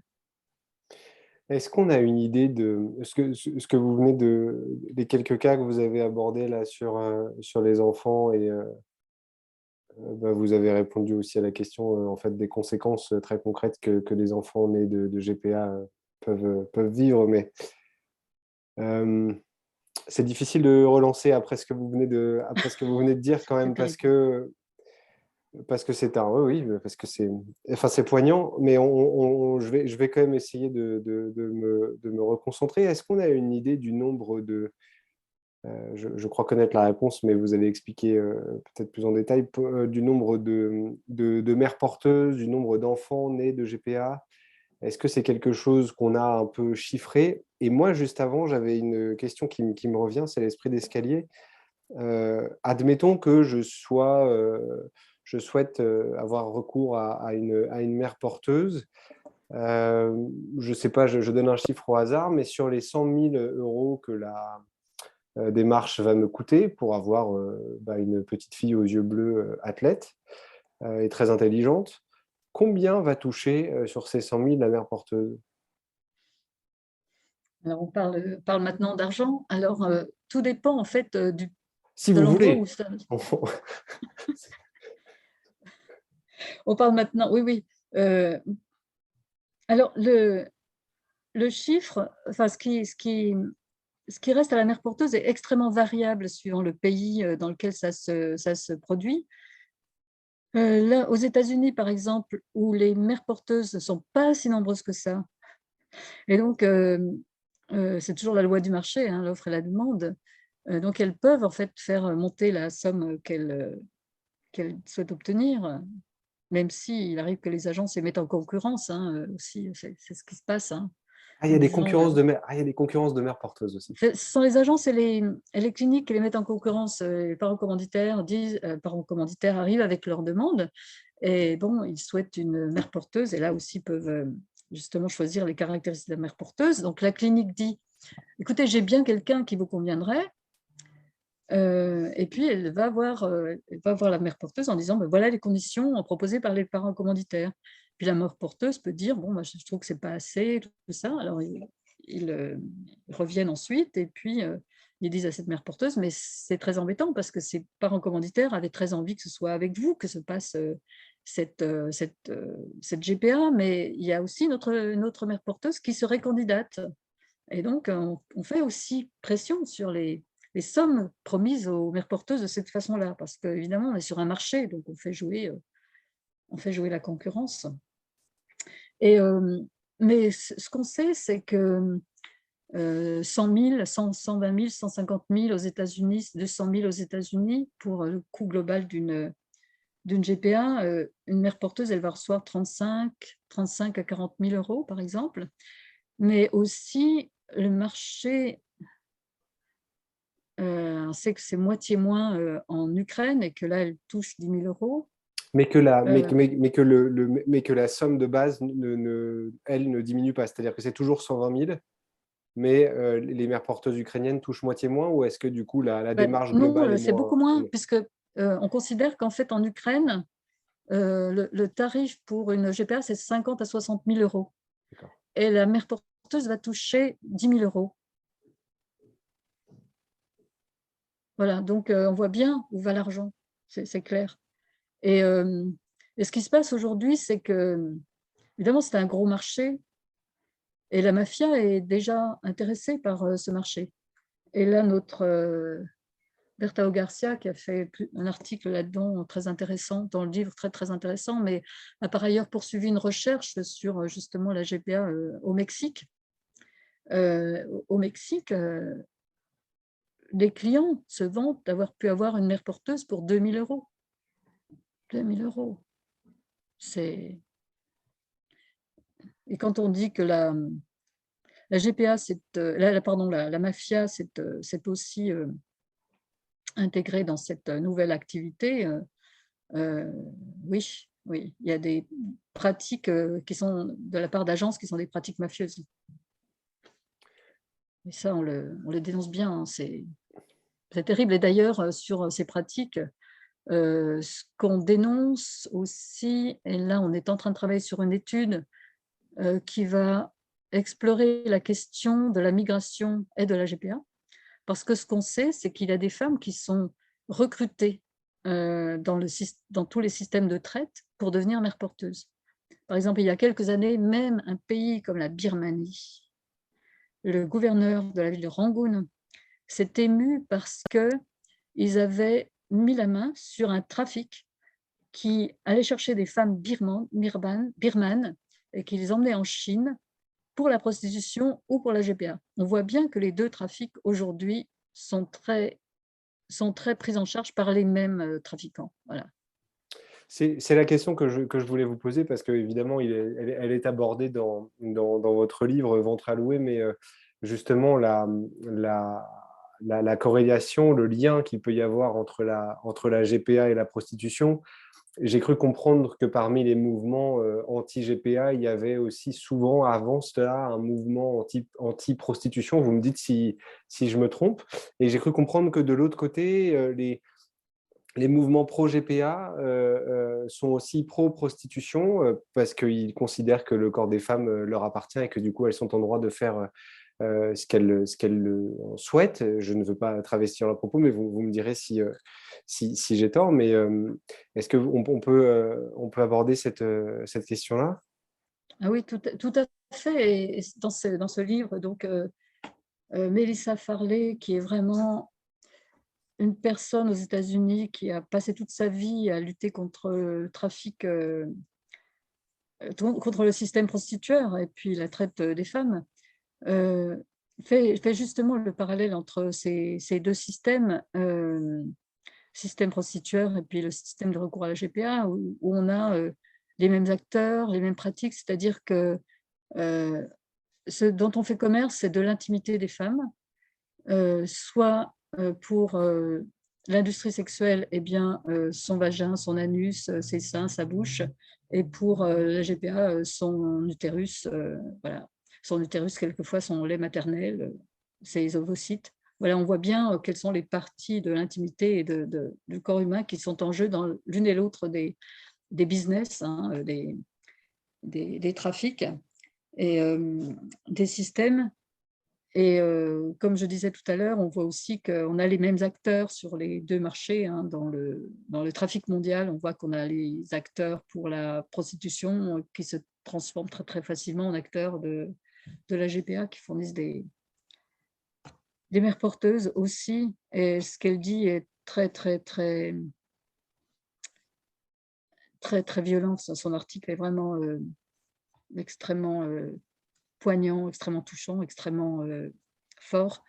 Et à juste titre, vous étiez en train de souligner qu'en fait, l'abolitionnisme aujourd'hui recouvre l'abolitionnisme féministe, et pas que, parce qu'on est sur des questions de droits humains, et donc il n'y a heureusement pas que des féministes qui sont sur ces questions de droits humains pointues. Eh bien, il est clair aujourd'hui que ces deux sujets se sont regroupés et que toutes les organisations qui sont abolitionnistes du système prostitueur le sont aussi de la GPA. Et qu'à l'inverse, l'autre, la partie libérale, la partie néolibérale en fait, du mouvement des droits humains et du mouvement féministe, au prétexte du consentement et puis de l'empowerment des personnes qui se livrent à ces activités, estime qu'il y a lieu de considérer que ces femmes sont libres et sont libres à titre individuel de se livrer à cette pratique dans la mesure où c'est une façon le terme empowerment est très très parlant, c'est-à-dire de récupérer du pouvoir et de prendre la maîtrise de leur propre vie. Or, cette façon de voir les choses est une façon très individualiste, c'est-à-dire qu'on est sur des conséquences individuelles et personne dans les mouvements abolitionnistes n'a jamais condamné une femme qui est amenée à entrer en prostitution ou une femme qui est amenée à devenir mère porteuse. La condamnation ne porte pas sur les comportements individuels, elle porte sur des systèmes qui mettent en coupe réglée en fait une partie de la population, des classes de femmes qui sont destinées, qui sont considérées comme subordonnées, qu'il faut déshumaniser pour mieux les exploiter. Et justement, Melissa Farley, dans cet article, met bien en évidence à quel point il faut arriver à déshumaniser les mères porteuses, à quel point il faut déshumaniser les femmes pour les conduire en fait à la prostitution. Et justement, son article rebondit encore sur un autre article qui est là, quelque chose qui porte sur le langage, parce que la nouvelle tendance, il y a une tendance extrêmement développée qui consiste à ne plus parler de mère porteuse, mais à parler de gestatrice, à parler de porteuse, à supprimer le mot femme, à complètement déshumaniser. Allez, on a bien vu aussi que le marketing, mais aussi une bonne partie du mouvement pro-GPA, a utilisé pour décrire la pratique et décrire les mères porteuses des termes qui sont parfois violents, mais en tout cas qui sont chaque fois déshumanisants.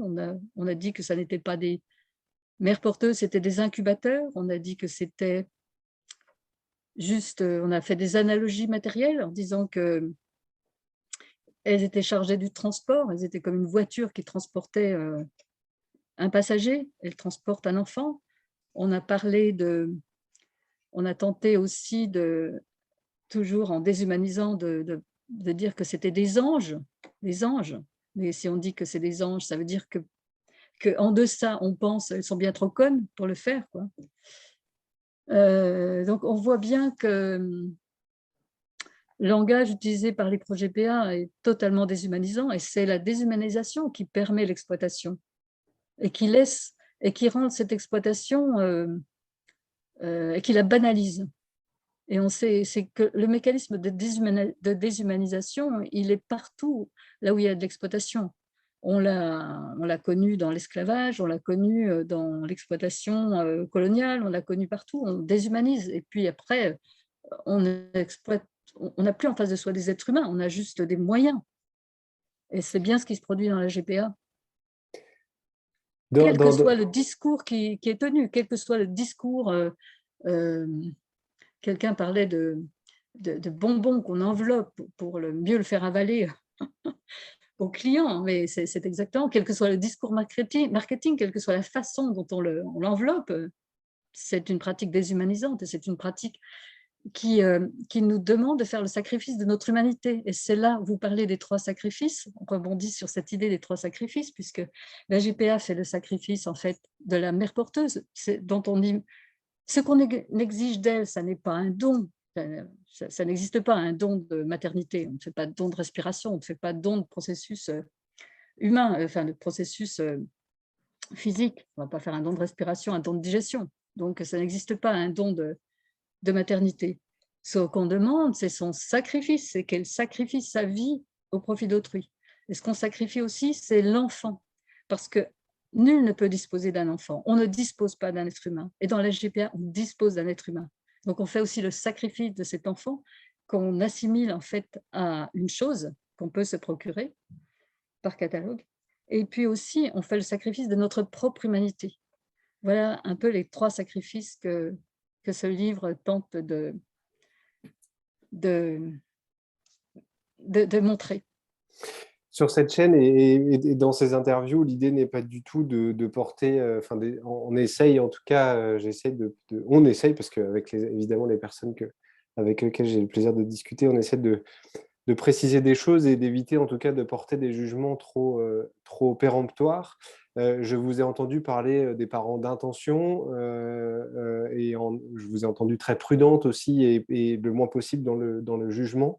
Mais depuis le début de notre conversation, il y a un livre qui me revient en tête et qui a été écrit par Alain Deneau qui s'appelle « Faire l'économie de la haine ». Et en fait, il entend l'économie au sens pécunier et l'économie au sens où on fait abstraction un petit peu.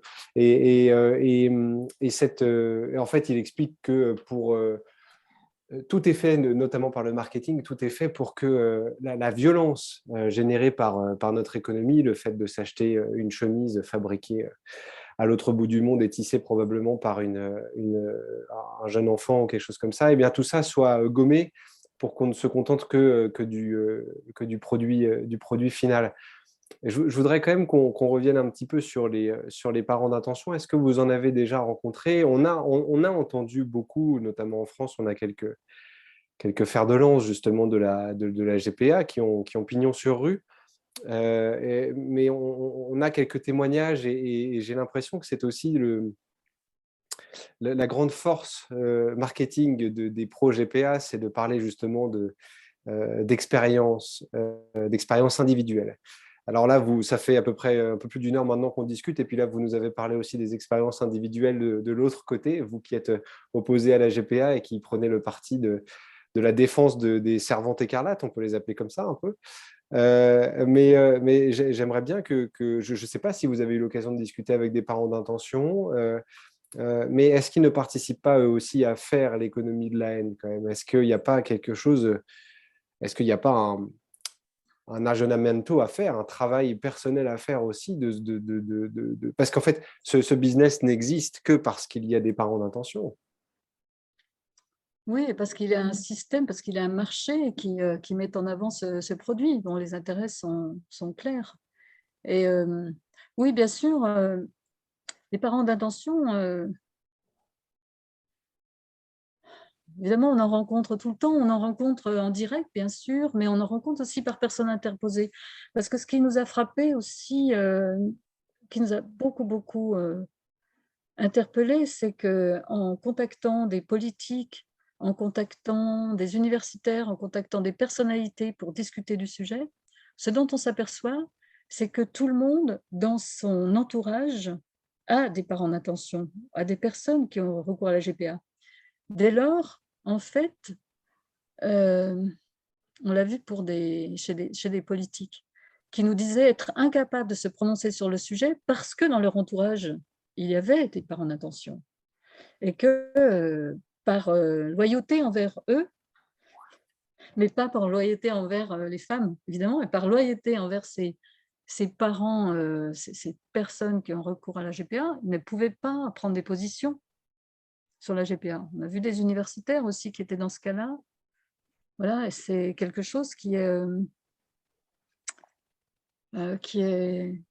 difficile à entendre parce que nous, on souhaite mettre le débat, on ne veut pas mettre le débat au niveau individuel. On n'est pas sur des questions individuelles, on voit qu'on n'est pas sur des questions nationales, on est sur des questions transnationales, on est sur des questions d'humanité, on est sur des questions où on met en cause l'eugénisme, où on met en cause les pratiques d'exploitation, où on rencontre, on cible le néolibéralisme, on en voit les dégâts, on est vraiment là-dessus, on est sur quelque chose de très clivant. Et on est très affecté quand on rencontre ce genre d'attitude où des personnes brandissent des cas pour dire non, regardez comme ils sont beaux, comme ils sont gentils, comme ils aiment leurs enfants.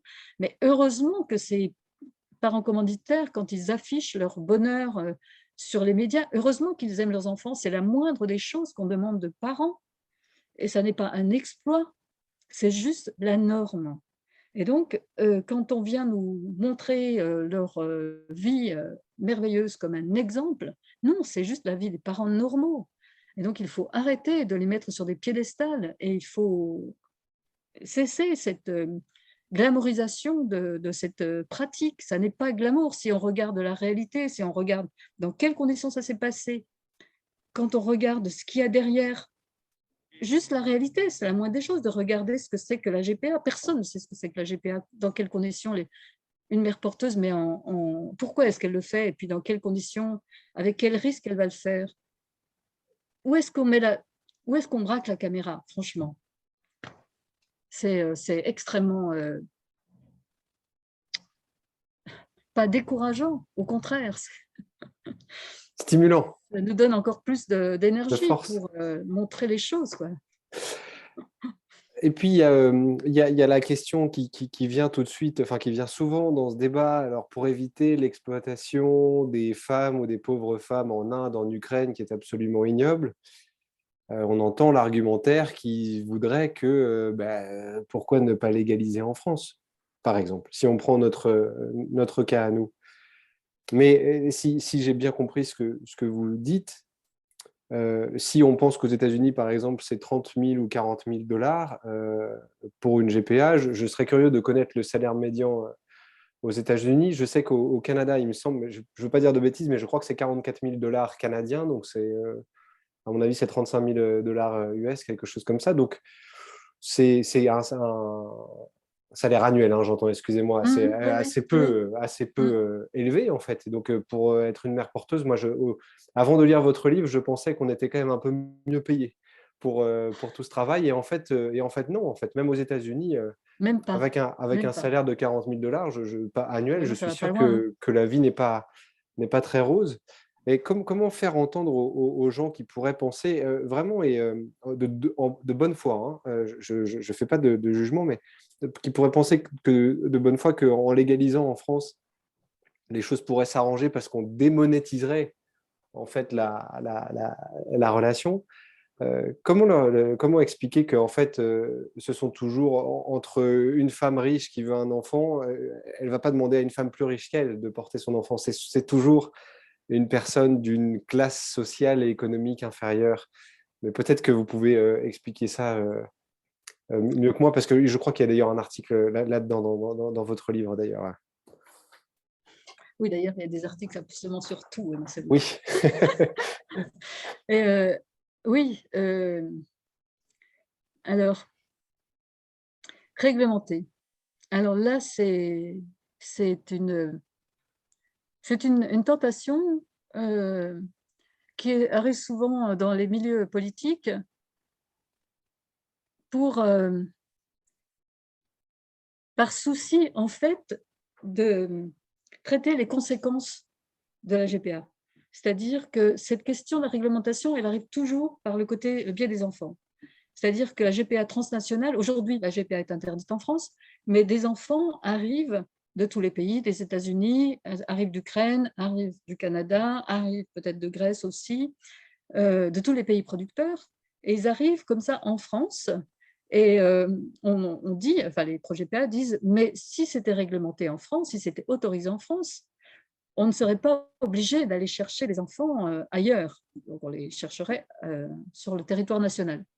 Et ce serait beaucoup plus équitable pour tout le monde. Voilà, c'est ce qu'on dit. Et on dit aussi, comme de toute façon ça existe, puisqu'il y a des parents commanditaires qui reviennent de partout avec des enfants et que ça pose problème sur le transfert des états civils, et voilà, ça pose question. Ce serait beaucoup plus simple de l'organiser chez nous.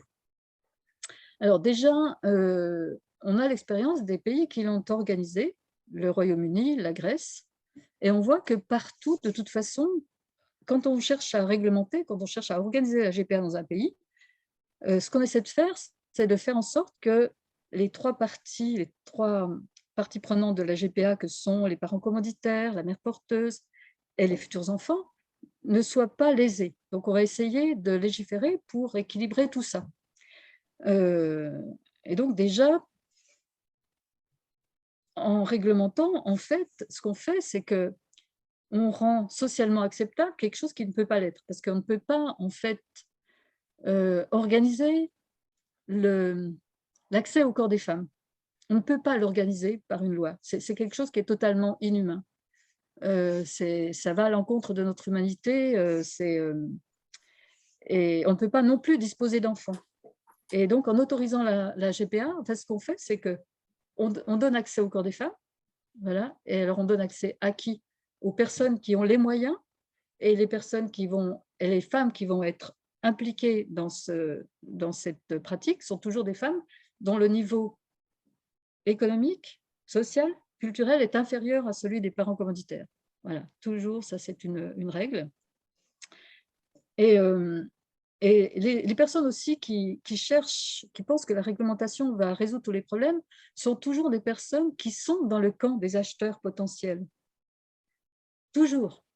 Qu'est-ce qui en parle? C'est toujours… alors les politiques, que ce soit les partis politiques, les candidats, tous, toutes sont dans des situations où ils, elles ne peuvent être que dans le camp potentiel des acheteurs. Je ne veux pas dire que ce sont des acheteurs, mais structurellement, ne seront jamais dans le camp des mères porteuses. Jamais, jamais. Déjà, ça crée un principe de déséquilibre. En plus, on le voit en Irlande, en ce moment où le débat fait rage, mais on n'adresse jamais la cause de cette situation, c'est-à-dire le business de la GPA. On n'adresse jamais la cause, on adresse toujours les conséquences. On passe toujours des conséquences, on dit oui, il y a des enfants qui sont dans des situations critiques, ils reviennent de pays et on a besoin d'organiser au mieux leur situation. Il ne faut pas qu'ils soient discriminés, il faut qu'ils soient bien accueillis, il faut que l'état civil soit transcrit sans difficulté. Donc, on traite des conséquences d'une pratique, jamais de la cause. On ne se pose jamais la question de la cause. Et tout le débat, par exemple, qu'on est en train de suivre en Irlande, à aucun moment est évoquée la question des mères porteuses et des risques qu'elles prennent.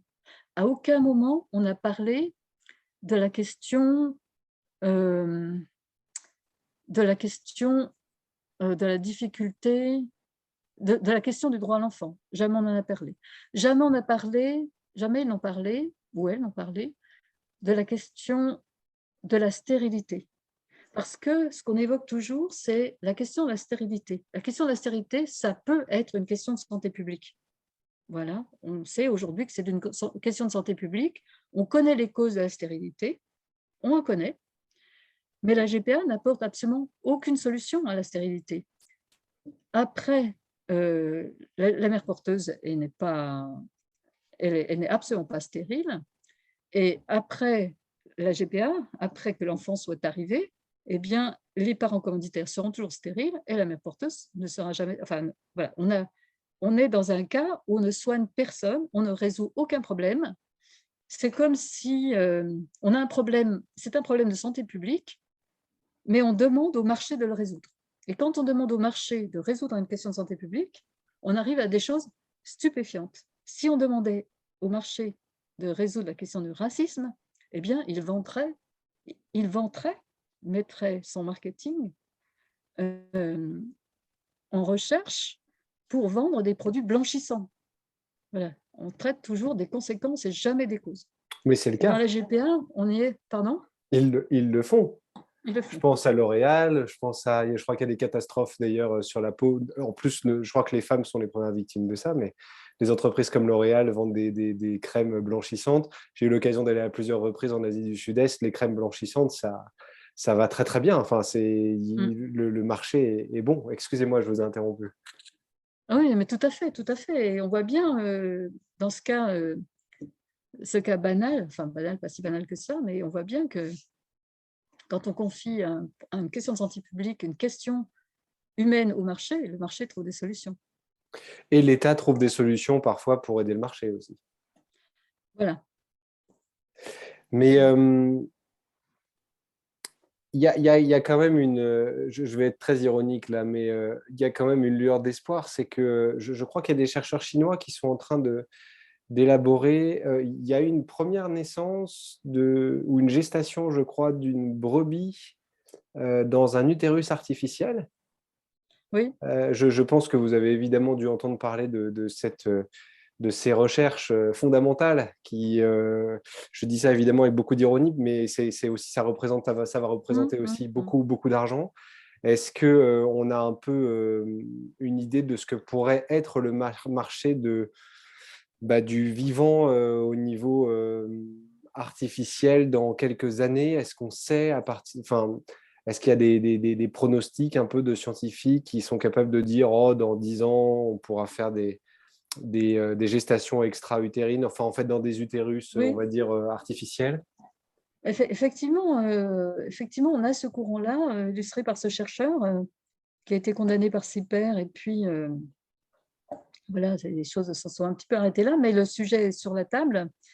Et là, je nous référerais à ce courant italien qui existe aussi en France, hein, qui conteste, qui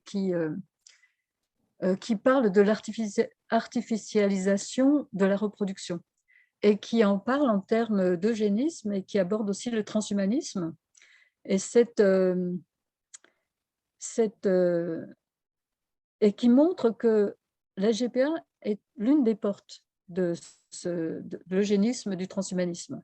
Et là, on a une preuve aujourd'hui qui est que une nouvelle clientèle de la GPA qui s'est fait jour. Alors, on savait déjà qu'il y avait une clientèle de la GPA qui était des parents qui veulent pouvoir choisir le sexe de leur enfant.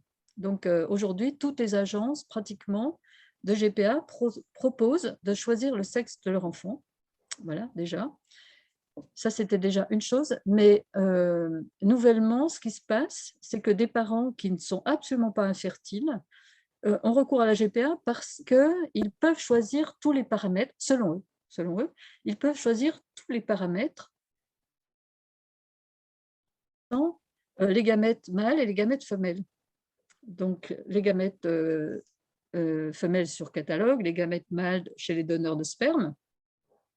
Et puis, ils pensent que comme ça, ils vont obtenir le meilleur enfant génétiquement, enfin, la meilleure production génétique en choisissant justement les dons, les caractéristiques des donneurs et donneuses de gamètes. Et donc, on a aujourd'hui cette clientèle-là. Et ces parents n'auront absolument aucun lien génétique avec l'enfant qu'ils vont commander. Ce n'est pas ce qui les intéresse. Ce qui les intéresse, c'est d'avoir le meilleur produit. Et là, on peut parler on peut faire l'analogie aussi avec les OGM, on peut parler aussi d'enfants génétiquement modifiés, parce qu'on sait très bien que c'est absolument facile aujourd'hui de modifier génétiquement la production humaine. Donc, ce sont les chercheuses italiennes, dont l'une des représentantes, Silvia Guerini, traite dans ce livre, elle rapproche justement la GPA de pratiques eugénistes et en lien avec le transhumanisme. Humanisme, ouais. Il y a aussi, je pense aussi au livre de pièces et main-d'œuvre qui s'appelle Alerter les bébés, qui est paru, je crois, en 2019 ou 2020, qui est un chef-d'œuvre absolu aussi de recension et d'études précises sur justement sur le transhumanisme. Je vais essayer dans les semaines à venir de faire une émission un peu plus sur le mouvement transgenre, et parce qu'il se dit aussi beaucoup qu'il y a une corrélation et une porosité en fait entre le mouvement transgenre et le mouvement transhumaniste. Et donc, normalement, je devrais pouvoir interviewer une autre femme, d'ailleurs, qui pourra nous parler de ça un peu plus amplement. On a déjà discuté longuement, mais je reviens juste sur la question de tout à l'heure, à savoir, est-ce qu'on a quelques chiffres en tête du nombre de parents d'intention, du nombre de mères porteuses, du nombre d'enfants nés sous GPA? Est-ce que c'est quelque chose qui existe?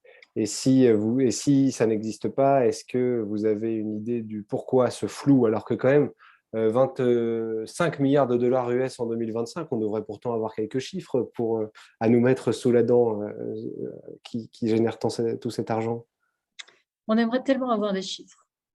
On les cherche désespérément parce que, en fait, nulle part, sauf dans 2 endroits du monde, en fait, on ne compte les GPA parce que c'est une pratique privée, considérée comme privée. Et donc, elle ne fait pas l'objet de comptage, elle ne fait pas l'objet de recensement.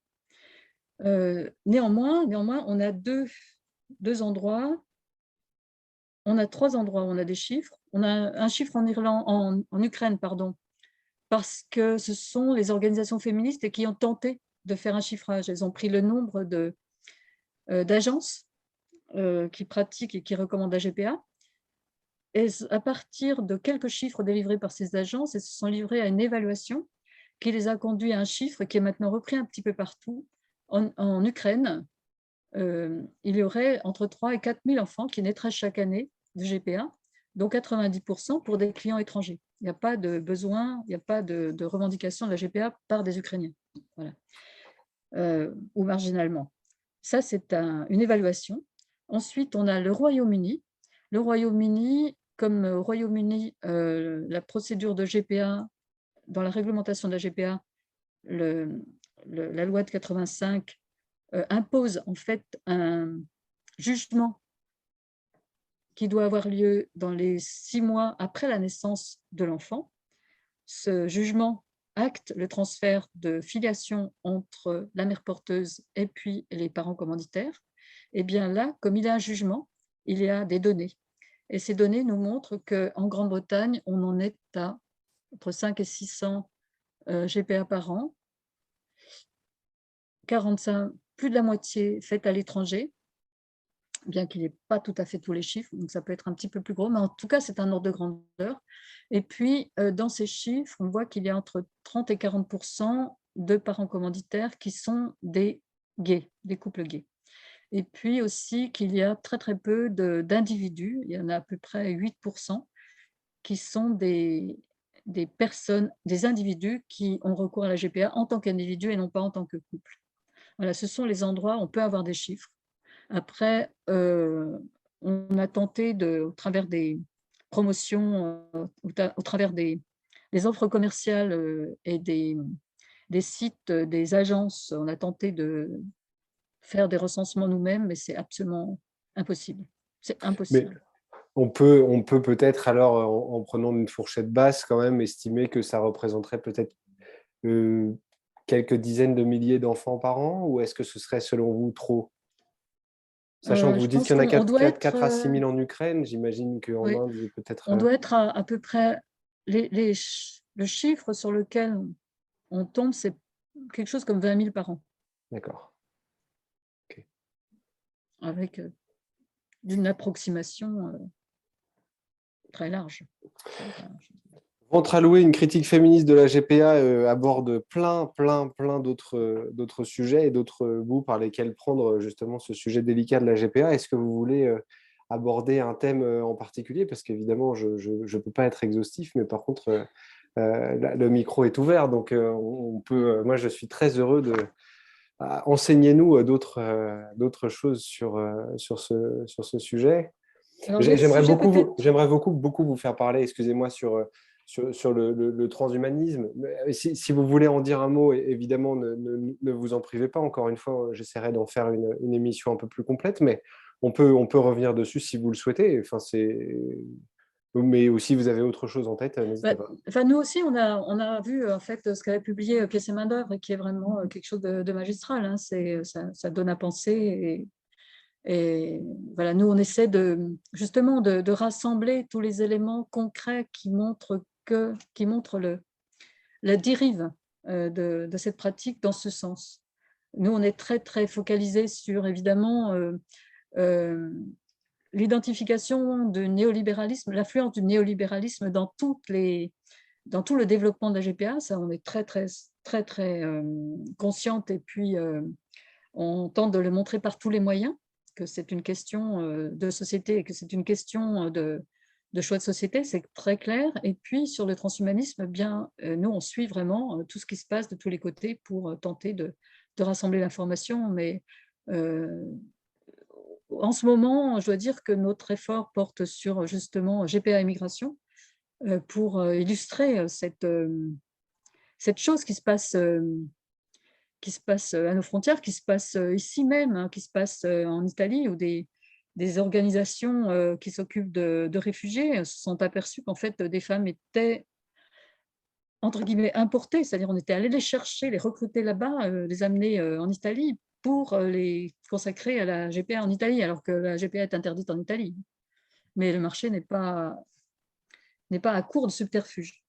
Alors, il y a beaucoup de sujets, évidemment, dans ce livre qu'on n'a pas abordé. Il y a par exemple le lien qui est fait au travers d'un des chapitres avec 3 articles sur la GPA et ses fondements dans la tradition, ses fondements dans le système patriarcal.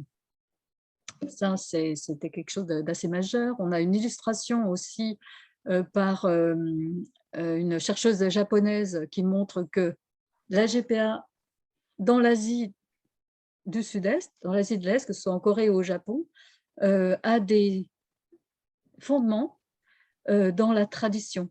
Et ce qu'elle nous révèle est absolument ahurissant, parce que ce qu'elle nous montre, c'est qu'il existe une pratique ancestrale où des femmes étaient consacrées à la reproduction pour le compte de personnages riches. Évidemment, on a toujours cette dissymétrie économique entre mères porteuses et puis commanditaires, et sous forme, avec déjà des systèmes contractuels où des femmes donc, étaient consacrées comme reproductrices. Si elles accouchaient d'un enfant, la décision était prise par le couple commanditaire d'avoir recours à ces femmes qui portaient un nom spécial.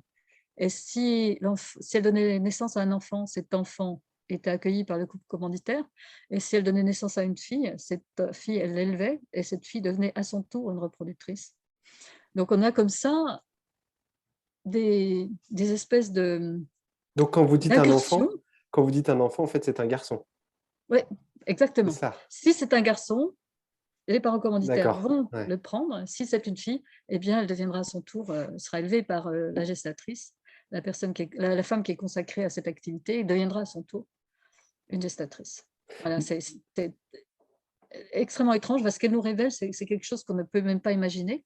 Et puis, donc, on a tout cet aspect, cette critique du langage. Mais si vous Puis, voulez, c'est sûrement mon biais d'homme, mais on peut parler justement du patriarcat dans ce sujet de la gestation pour autrui, avec grand plaisir. On peut prendre le temps, si vous voulez, nous expliquer un petit peu justement ces fondements-là, comment est-ce que le patriarcat s'est inséré aussi là-dedans.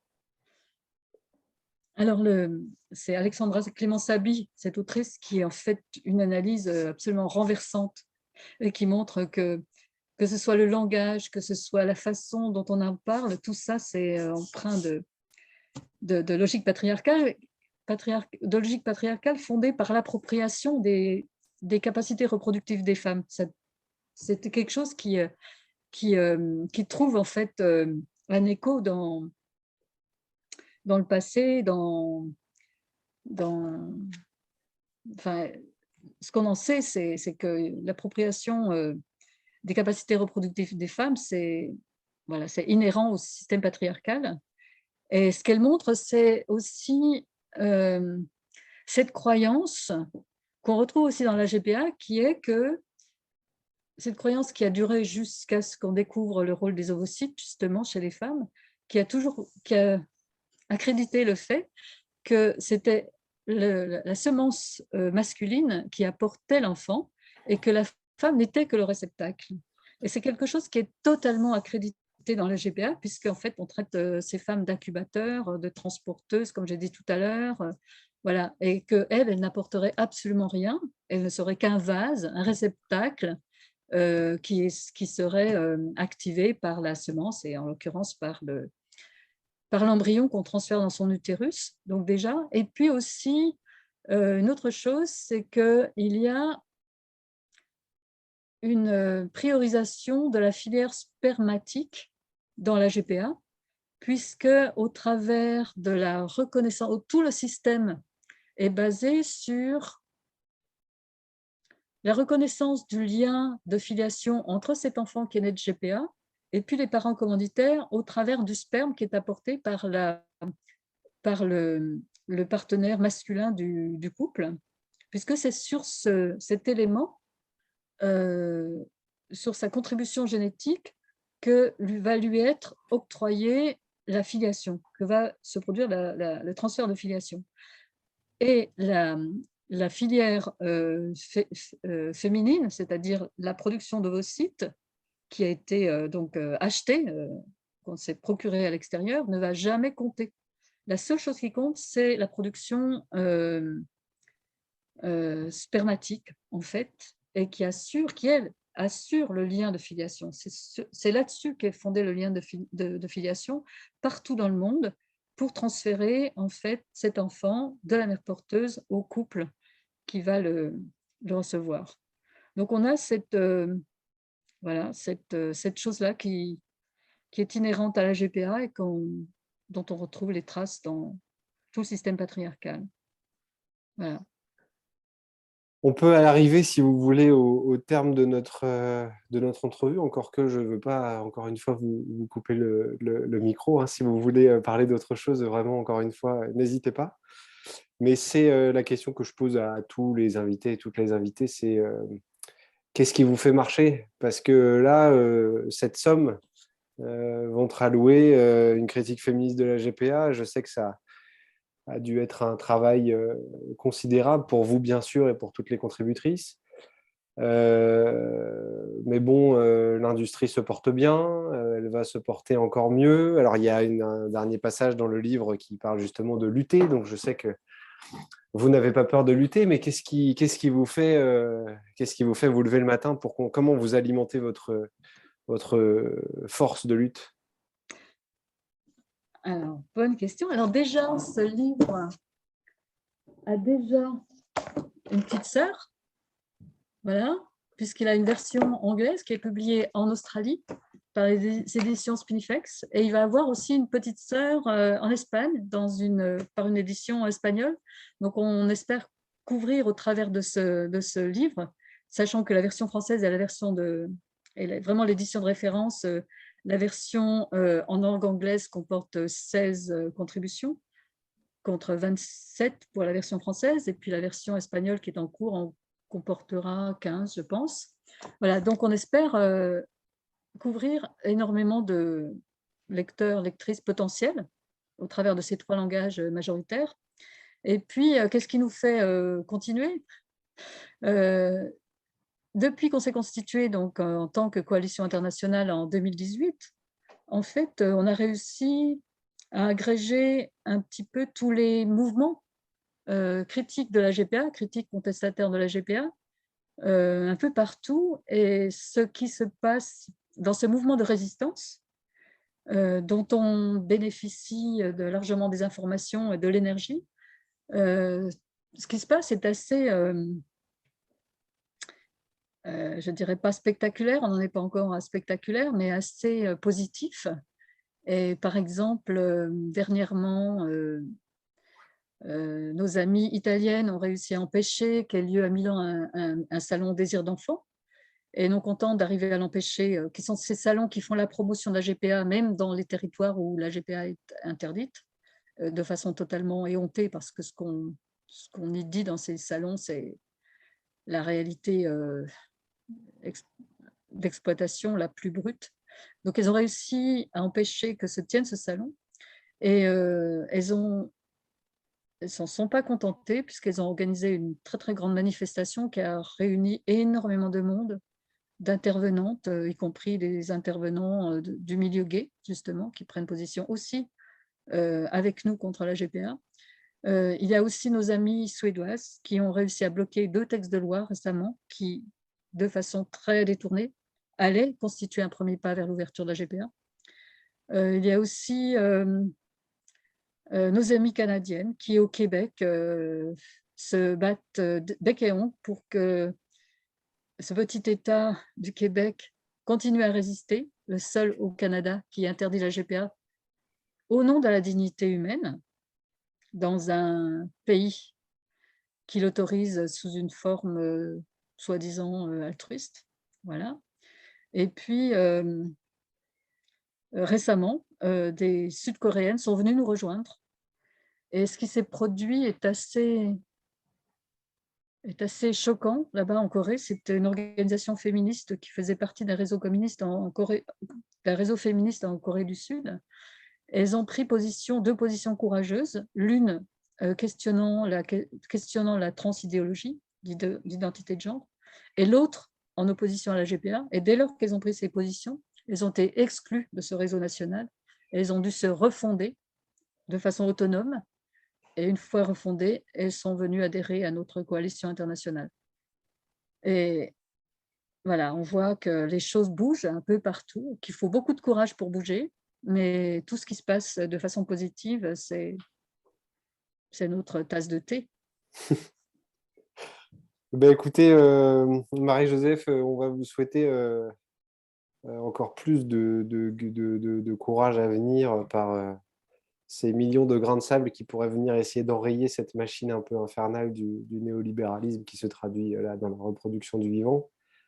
Et merci pour votre engagement. Merci évidemment pour pour ce livre important. J'en profite encore pour saluer le travail remarquable des éditions L'Échappée, que j'encourage vraiment ceux et celles qui pourraient écouter notre interview à découvrir leur catalogue qui ne manque pas d'intérêt, et c'est vraiment une maison qu'on a la chance d'avoir en France.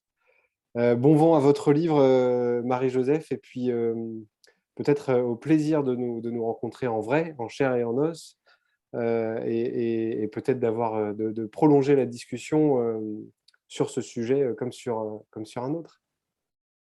Avec plaisir, avec beaucoup de plaisir. À bientôt, merci. Merci.